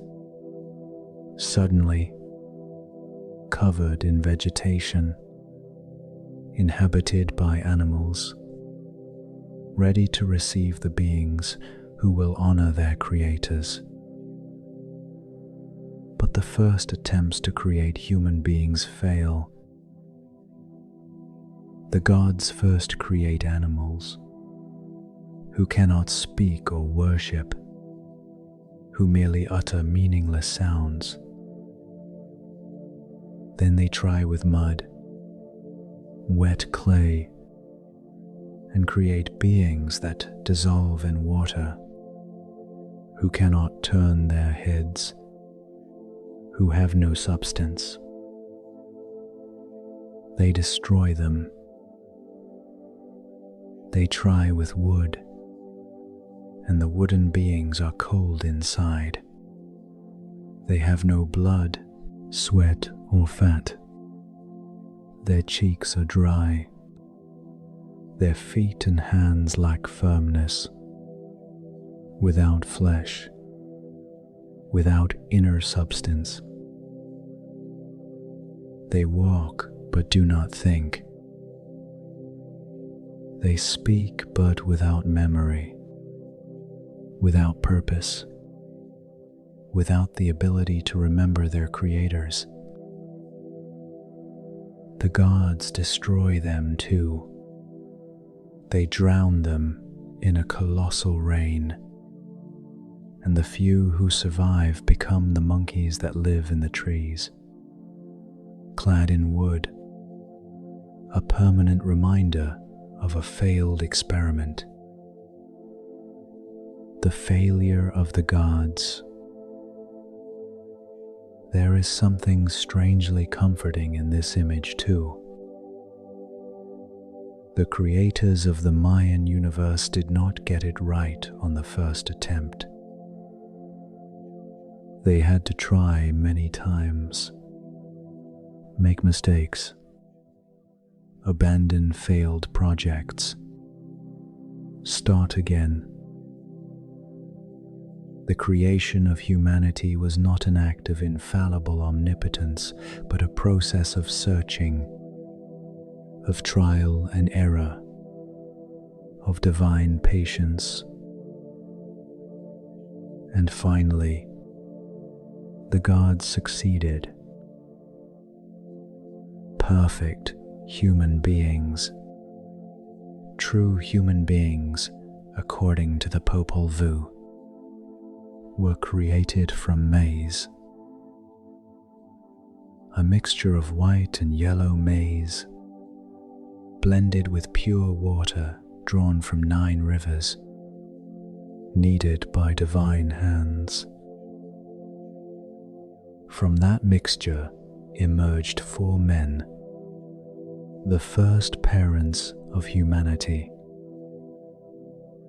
And from their ribs and their essence, 4 women were formed, the first mothers. Born of Mesoamerica's most sacred food, human beings were literally made of maize, of the substance that sustained life, of the grain that grew from the earth with every cycle of rain and sun. The first 4 men were perfect, too perfect. They could see everything, understand everything, know the universe in its entirety. And this worried the gods, who feared that their creatures might become their equals. So the gods veiled the eyes of human beings, as one might fog up a mirror, leaving them with a clear view of what was near, but a blurred one of what was far away, capable of knowing the immediate world, but without access to divine omniscience. And within that deliberate limitation, the gods gave them the strangest of gifts, the possibility to seek, to learn, to grow without ever reaching a final limit. The humanity of the Popol Vuh is born limited so that it may grow. It is born without knowing everything so that it may discover. It is born without wholeness so that it may desire and move towards something that is always just a little further away. In that Mayan narrative, there is a psychological depth that astounds. Human limitation is not a punishment, but a design. A wise design, a loving design in its own strange way of understanding love. Let us continue our journey. Let us head north and east, to the Norse world, to the lands of ice and forest where the Vikings and the Germanic peoples conceived a cosmogony as dramatic and dark as their own landscapes, as full of life as their own sagas. In the Norse beginning there was no water, but ice and fire, two opposing and eternal worlds separated by the Ginnungagap, the empty abyss, the space of pure power between opposites. To the north, Niflheim, the world of ice and mist, of the cold that halts all movement. To the south, Muspelheim, the world of fire, of the burning heat that consumes and transforms. And at the point where the ice of the north met the heat of the south, at that boundary where opposites touched, the ice began to melt,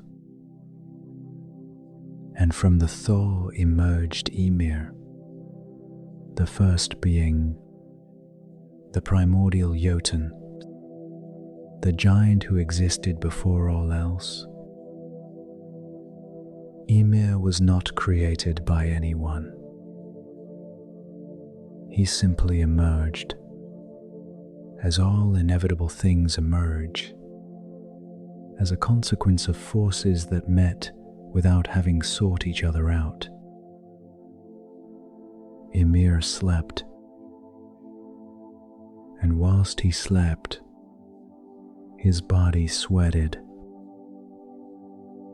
and from that sweat the first beings were born, a man and a woman from his left armpit, and a son from his feet.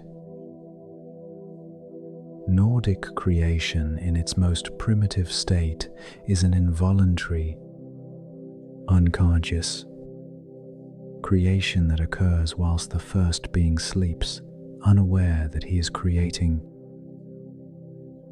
A generation of beings emerging from sleep, born of the first being's unconsciousness. From the same primordial thaw emerged also the cow Audhumla, whose milk nourished Ymir. And Audhumla licked the blocks of salt from the ice, and from those licks a form began to emerge. First the hair, then the head. Finally, on the third day, the complete body of Buri, the first god, the grandfather of Odin.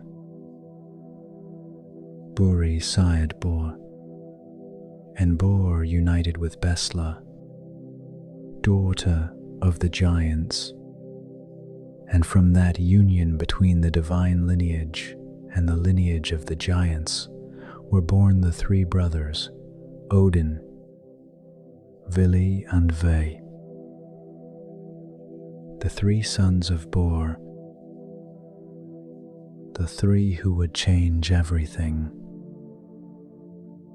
The three brothers slew Ymir, and from his body they fashioned the world. From his flesh they made the earth. From his blood, the rivers and the oceans. from his bones, the mountains, from his hair, the trees, from his skull, the vault of heaven, supported at its four corners by four dwarves, from his brain, the clouds that float above us, and from the sparks of the fire of Muspelheim, the three brothers created the sun and the moon and the stars. The Norse world is the body of a dead giant. Every mountain is a bone of Ymir. Every river is his flowing blood. Every storm is his transformed breath. We literally live within the body of he who was the first to exist. And human beings, on a day that Snorri Sturluson's Prose Edda describes with an almost poetic simplicity, the three brothers came across two fallen trees on the seashore. Two lifeless trunks, motionless, without any apparent purpose. The oldest Norse texts, call them Ask and Embla, the ash and the elm, or perhaps the poplar, although the exact identity of the second tree has been debated by scholars for centuries. Odin breathed into them the breath of being, life itself, und in Old Norse. Vili gave them mind and movement. Ve gave them the senses, color to their cheeks, warmth to their bodies, speech to their mouths. And so, from two logs of wood found by chance on the shore of a sea, that was the blood of the first of all beings. The first man and the first woman were born of the plant world, bearers of the divine breath, endowed with mind and senses and the incomparable gift of speech. Norse cosmogony carries a particular weight, a special gravity, because from the very first moment it bears within itself the seed of its own end. The Norse believed in Ragnarok, the final destruction of the cosmos, when the giants and the gods would fight to the death and the world would be consumed by Surt's fire and sunk into the ocean. But even after Ragnarok, the earth would rise again. Two human beings would survive, hidden in the world tree, Leaf and Leifthrossir, and from them a new humanity would be born. The Norse creation myth is also a cycle. Destruction and rebirth. The cosmos as a breathing being that lives and dies and lives again. Human beings, born of trees, survivors within a tree at the end of time, forever connected to the plant life of the world, to the rhythms of the forest that sleeps in winter and awakens in spring.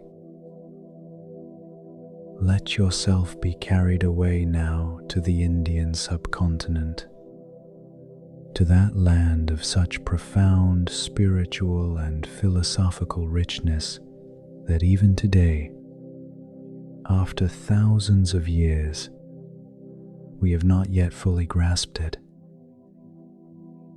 The Vedic and Hindu cosmogonies. Contained in the Vedas, the Puranas, and the Upanishads, are manifold, diverse, and at times contradictory, as befits a tradition that has never required a single official truth, but rather celebrates the multiplicity of perspectives as a path to deeper understanding. In the beginning of all things, according to the creation hymn of the Rig Veda, the Nasadiya Sukta, which was composed over 3,000 years ago on the plains of the northwest of the subcontinent, there was neither being nor non-being. There was no air. There was no sky. What covered everything? Where? Under whose protection? What water? Dense and unfathomable? This is perhaps the boldest question any ancient sacred text has ever posed. The hymn does not claim to know how it all began. It asks, it admits uncertainty, and in that act of intellectual humility, it reaches a depth that takes one's breath away. The hymn continues, "In the beginning there was darkness wrapped in darkness. All was undifferentiated water. The force of heat, a cover that enveloped everything. From that force the One was born, and from the One, through desire, karma is greater than the first desire, the first movement of will in the cosmos. Differentiation began. The One contemplated itself, and in that divided contemplation, in that mirror which the cosmos held up before itself, creation began. Did the gods come later? The hymn answers with a startling honesty. Perhaps they too do not know how it all began, for they too arrived after creation had begun. Other Vedic traditions speak of Brahma, the creator, who emerged from a golden egg floating in the primordial waters, the Hiranyagarbha, the golden womb of the cosmos. Brahma awoke within that egg and broke it in two, creating heaven and earth from its two halves. From his body, he created the four cardinal points, the gods and the demons, human beings, animals and plants. And from Brahma was born Manu, the first complete human being, the father of all humanity. In Vedic thought, Manu is what Adam is in Abrahamic thought, the progenitor, the origin, the one from whom we all descend. Is greater than the name Manu, is related to the Sanskrit root that also gives rise to the word manas, mind, and through incredibly long etymological paths to the English word man and the Latin homo, the one who has a mind, the conscious being. A human being, in the Vedic view, is one who thinks, one who has a mind, one who can contemplate oneself and contemplate the cosmos and ask oneself, as in the Nasadiya Sukta, about the origin of everything. The capacity to ask oneself is the definitive sign of humanity. But perhaps the most profound creation myth in the Hindu tradition is not that of Brahma with his golden egg, but that of Purusha, the primordial cosmic being whose sacrifice, according to the Purusha Sukta of the Rig Veda, gave rise to the entire universe. Purusha was a being with 1,000 heads, 1,000 eyes, 1,000 feet, who enveloped the earth on all sides and extended 10 fingers beyond it. All that exists was Purusha, and what exists still lies beyond that. The gods sacrificed Purusha. They ritually dismembered him, and from every part of his body emerged the elements of the cosmos and of human society. From his mind was born the moon. From his eye, the sun. From his mouth, fire and the god Indra. From his breath, the wind. From his navel, the space between heaven and earth.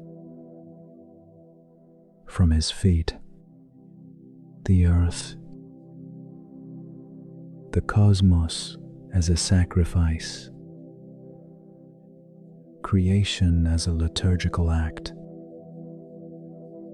The universe that exists because something infinitely great and sacred gave itself so that we might exist. At the heart of all Vedic philosophy, in the deepest foundation of that tradition, lies this idea that existence has a cost, that life is sustained by something sacrificed, that the world is a gift that entailed a loss. And now, as stillness settles over the deepest hours of the night, let us journey to China, to that vast and ancient civilization which, over thousands of years, developed its own narratives about the origin of the cosmos and of human beings. Narratives that combine philosophical elements with images of extraordinary visual beauty. In the beginning, according to the most ancient Chinese cosmogonic traditions, the universe was an egg, a dark and chaotic egg with no distinguishable form, within which all the elements of the future cosmos existed mixed together and undifferentiated, like a dream that does not yet know what form it will take when the sleeper awakens. And within that primordial egg slept Pangu, the first being, the giant who would exist before all else. Pangu slept for 18,000 years within the dark egg. And when he awoke, he broke the eggshell with a gigantic axe. The light elements, the yang, rose and formed the sky. The heavy elements, the yin, descended and formed the earth. Pangu stood between heaven and earth to keep them apart, fearing that without his presence they would merge back into the original chaos. And he grew. Every day, the sky rose 10 feet. the earth sank 10 feet, and Pangu grew 10 feet to maintain the separation. For another 18,000 years, Pangu was the pillar of the cosmos, the being whose body was the space between heaven and earth. And when he finally died, his body became the world. His breath became the wind and the clouds. His voice, the thunder. His left eye, the sun. His right eye, the moon. His 4 limbs and his torso, the 5 great sacred mountains of China. His blood, the rivers. His tendons, the roads of the world. His flesh, the fertile earth. His hair, the stars. His pores, the trees and the grass. And the parasites on his body, touched by the wind, became human beings. This image is disconcerting in its humility. Human beings as parasites transformed by the divine wind, not specially chosen creatures, not beings fashioned with artisanal care, not the god's main project, but small creatures that lived upon the giant's body and which the wind of the cosmos turned into something different. There is in this image a strange invitation to modesty, to remember that we are small on the scale of the cosmos, that our greatness, if we have any, is not of origin but of destiny. But Chinese tradition also tells the story of Nuwa, the goddess who fashioned human beings from yellow clay. Nuwa is a fascinating figure, half woman, half serpent, creator and restorer, whose love for the beings she created is palpable in every version of her myth. Nuwa carefully fashioned the first human beings one by one, giving each a distinct form, a personality, an essence. But the work was slow, exhausting, endless, because the earth was vast and needed to be populated. So Nuwa took a rope and dipped it in the mud and shook it over the earth. The drops of mud that fell also became human beings, in greater numbers but created more quickly and with less individuality.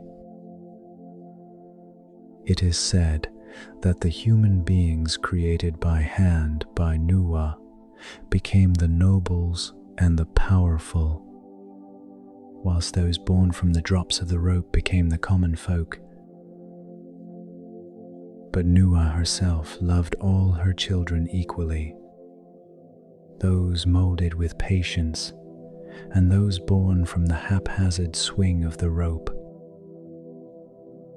There is something about the story of Nuwa that feels different from the rest.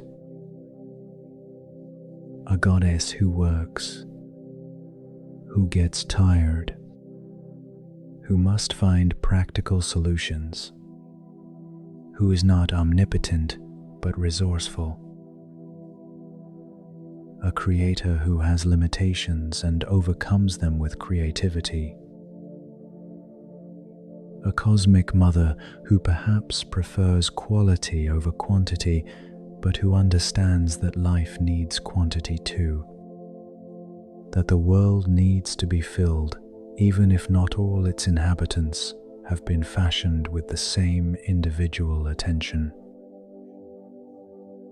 We now cross the Pacific and arrive at the heart of Mesoamerica once more, but this time to the traditions of the Aztec, Nahua, Mexica, peoples whose cosmogony speaks of not one but 5 suns, 5 ages of the world, 5 humanities preceding our own, all destroyed, all ended, each different from the others, each teaching something about what the gods sought in creation. The first sun was the son of earth, Nahui Ocelotl. The beings who inhabited it were giants who ate acorns. It was destroyed when dark jaguars devoured the sky and the earth, and the giants perished. The second sun was the son of wind, Nahui Ehekatl. Its inhabitants were destroyed when the winds of Quetzalcoatl swept them from the earth, and those who survived were turned into monkeys. The third sun was the son of rain of fire, Nahui Quayahuitl. A rain of stone and fire fell from the sky, and all was consumed, and those who survived were turned into birds. The fourth sun was the son of water, Nahui Atle. A great flood covered everything, and those who survived became fish. And the fifth son, ours, Nahui Olin, the son of movement. The gods gathered at Teotihuacan in the total darkness that followed the destruction of the fourth world to create the fifth sun. And they realized that no sun would move without sacrifice. So the gods sacrificed themselves, throwing themselves into the fire to fuel the movement of the sun and the moon, and to create the human beings of the fifth sun. Quetzalcoatl descended into the underworld, Mictlan, to gather the bones of previous generations, which were guarded by the Lord of the Dead, Mictlantecutli, is greater than he overcame the trials imposed on him by the Lord of the Underworld, stole the bones, and brought them to the world of the living. The goddess Siwa-Coatl ground those bones and mixed them with the blood of Quetzalcoatl, who sacrificed himself by piercing his body with thorns. And from that mixture of the bones of the dead and the blood of the Creator, the human beings of the fifth and present sun were born.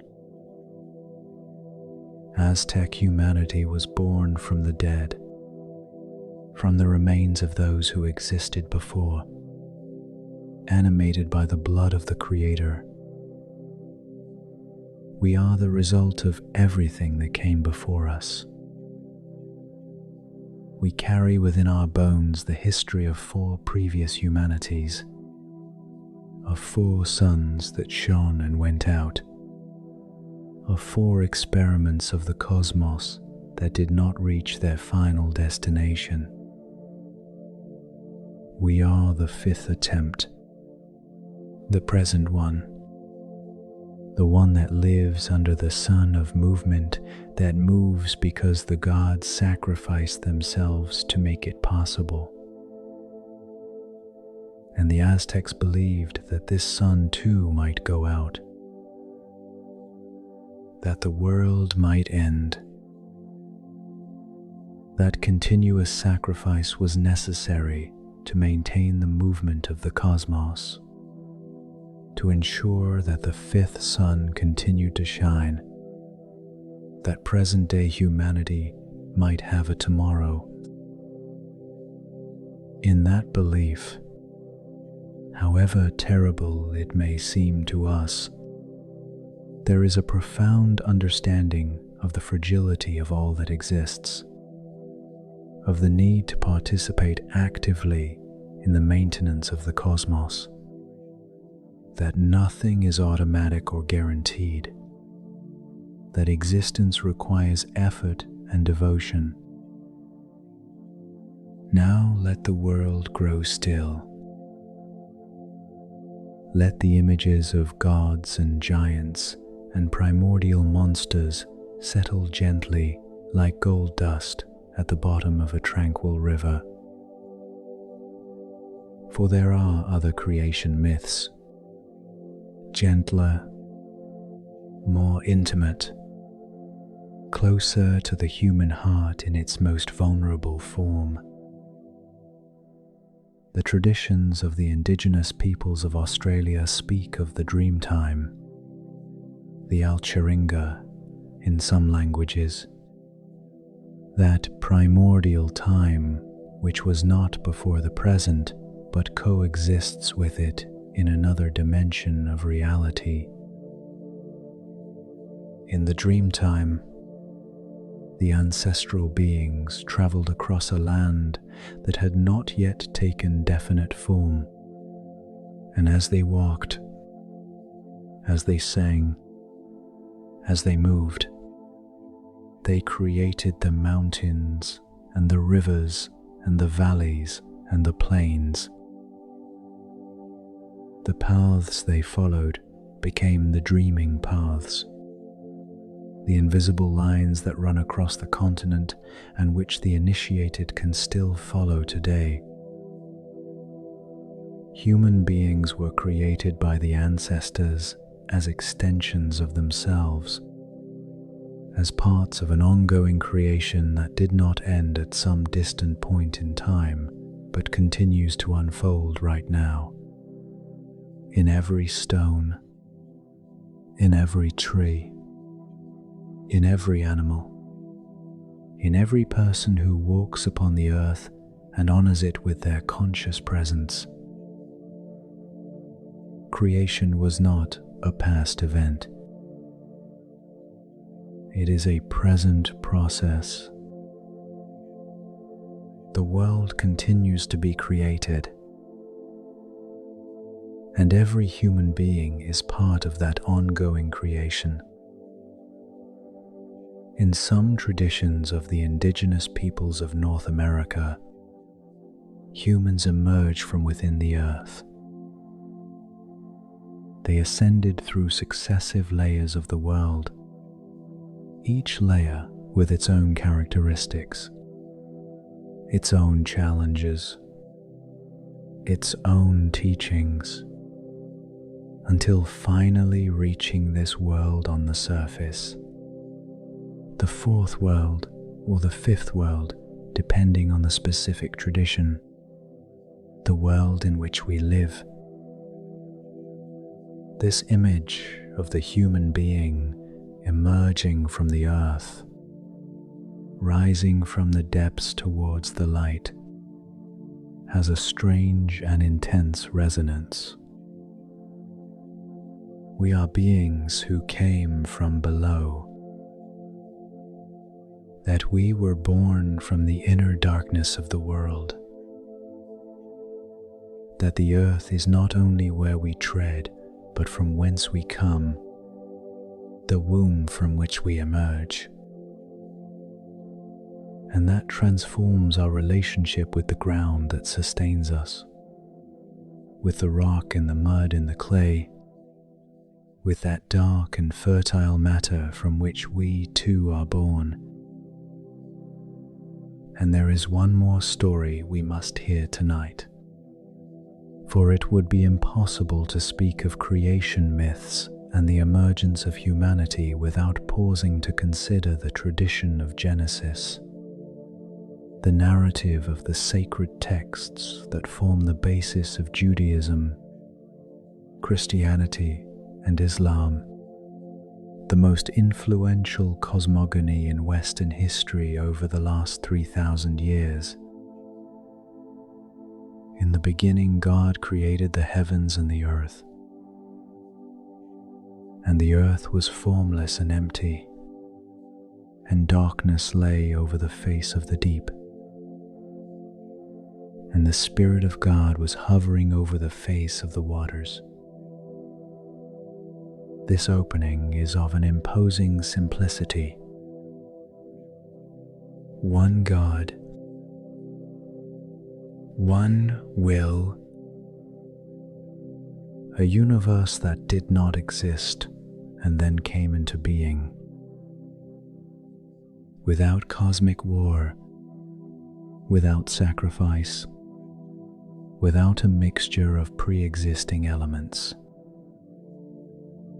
Only the Word, and there was light, and there was the separation of the waters, and the earth appeared, and plants sprang forth, and the stars shone. 6 days of orderly creation, methodical, progressive, every element of the cosmos arriving at its precise moment, in its rightful place in the hierarchy of creation. And on the 6th day, the most delicate moment, the most significant act of creation in this entire narrative, let us make humankind in our image, after our likeness. So God formed the man from the dust of the ground and breathed into his nostrils the breath of life, and the man became a living being. Dust of the earth, clay, once again, the most common substance in the world, the humblest substance, the one we all tread upon without a thought, yet animated by the direct breath of the divine. In biblical tradition, the human being is dust plus the breath of God, matter plus spirit, earth plus heaven. The tension between these two elements, between the clay that reminds us of our mortality and the divine breath that speaks to us of something that transcends death, is perhaps the most defining tension of the entire human experience as lived by Western civilization. And the woman,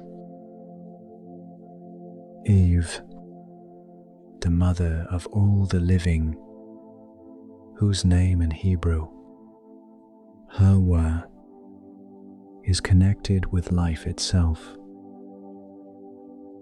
created from the man's side, from his rib, according to the most widespread translation, although the Hebrew term tsela can also mean side, as if woman were the half that complements a figure which, without her, would be unbalanced, incomplete, turned only towards one side of reality.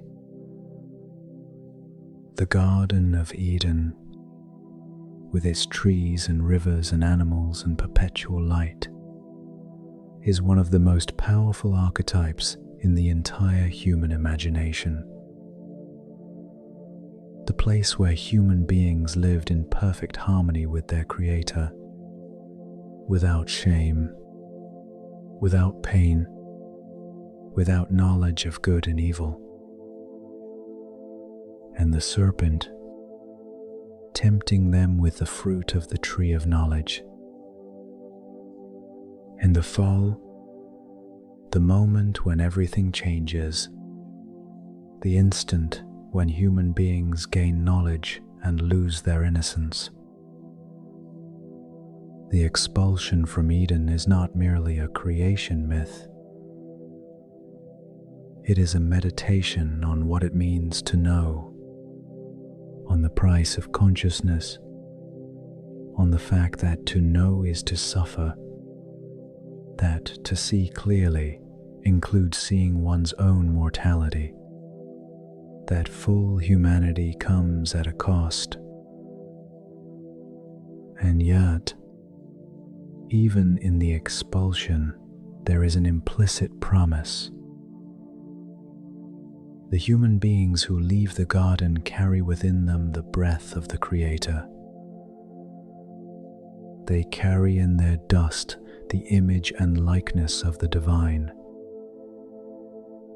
They go out into the difficult and beautiful world with something no other being possesses, the awareness of what they have lost and the longing for something greater than themselves. If we now look from the perspective afforded by this journey through humanity's creation myths, if we look at all these stories at once, as if viewing them from a great height, from a vantage point where time flattens out and all eras exist simultaneously, something emerges with a clarity that is almost overwhelming. All over the world, at all times, in every culture that has seriously reflected on its own origins, human beings have understood themselves to be special, not out of pride, not out of arrogance, but for something deeper, for the direct and irrefutable experience of being conscious in a universe that, for the most part, is not. Of being able to wonder about the origin of things, of being able to tell stories, of being able to gaze at the night sky and feel something that has no name but which we all recognize. In some stories, we are made of clay, in others of divine blood, in others of corn, in others of wood, in others of dust, animated by the breath of the eternal. We are children of water, of chaos, of the God's dream, of the sacrifice of giants, of the bones of the transformed dead.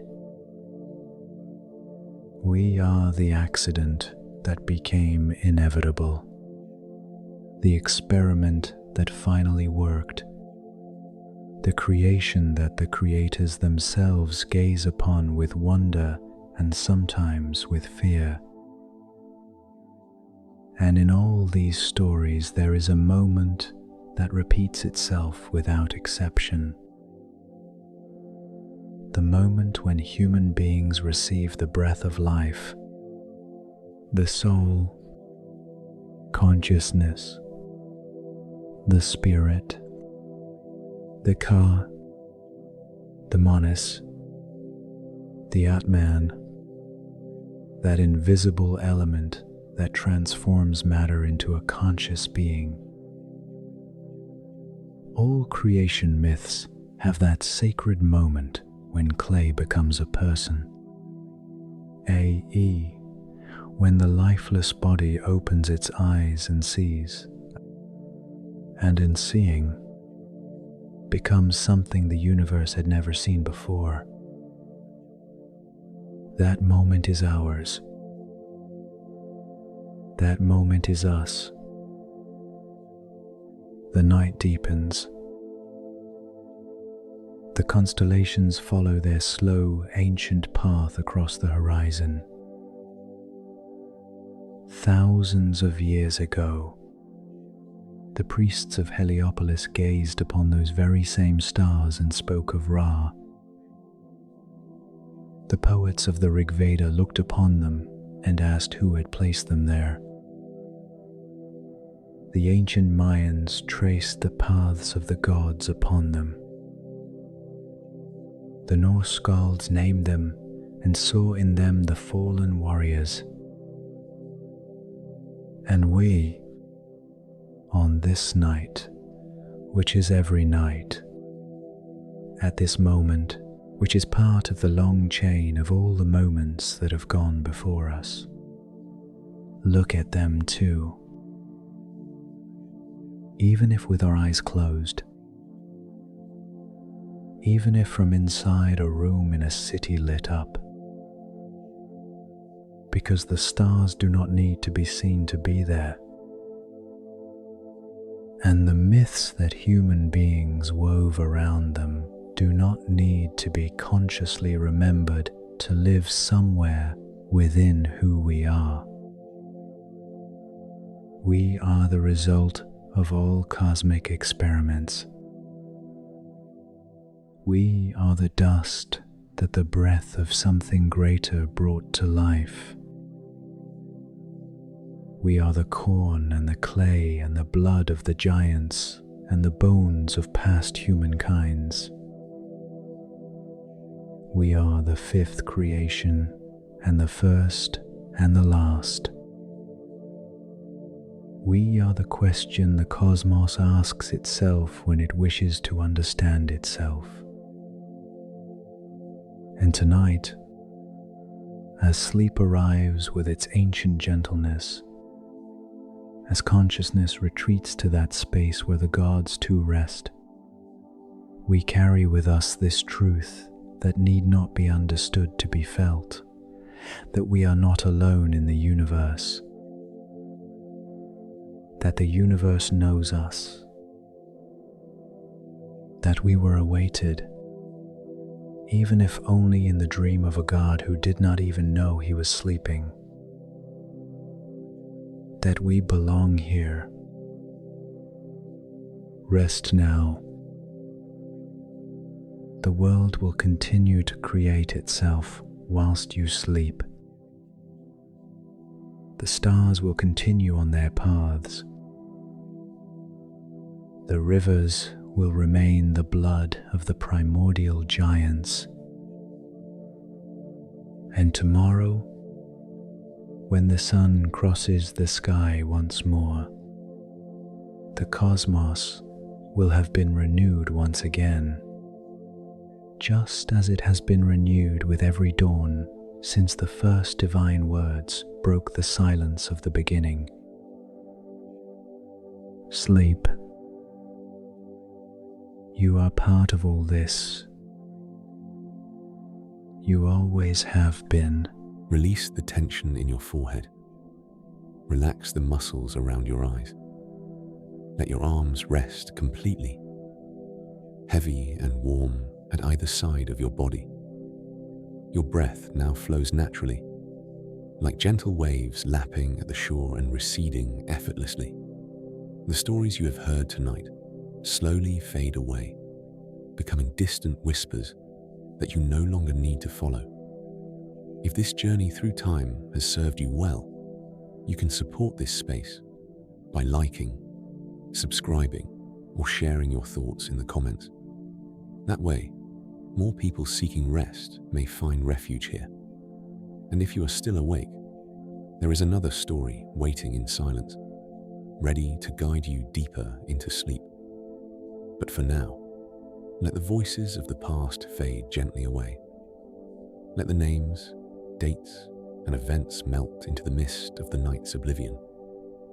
The story can wait until tomorrow. Close your eyes Let go of everything. Rest deeply, and may you have sweet dreams.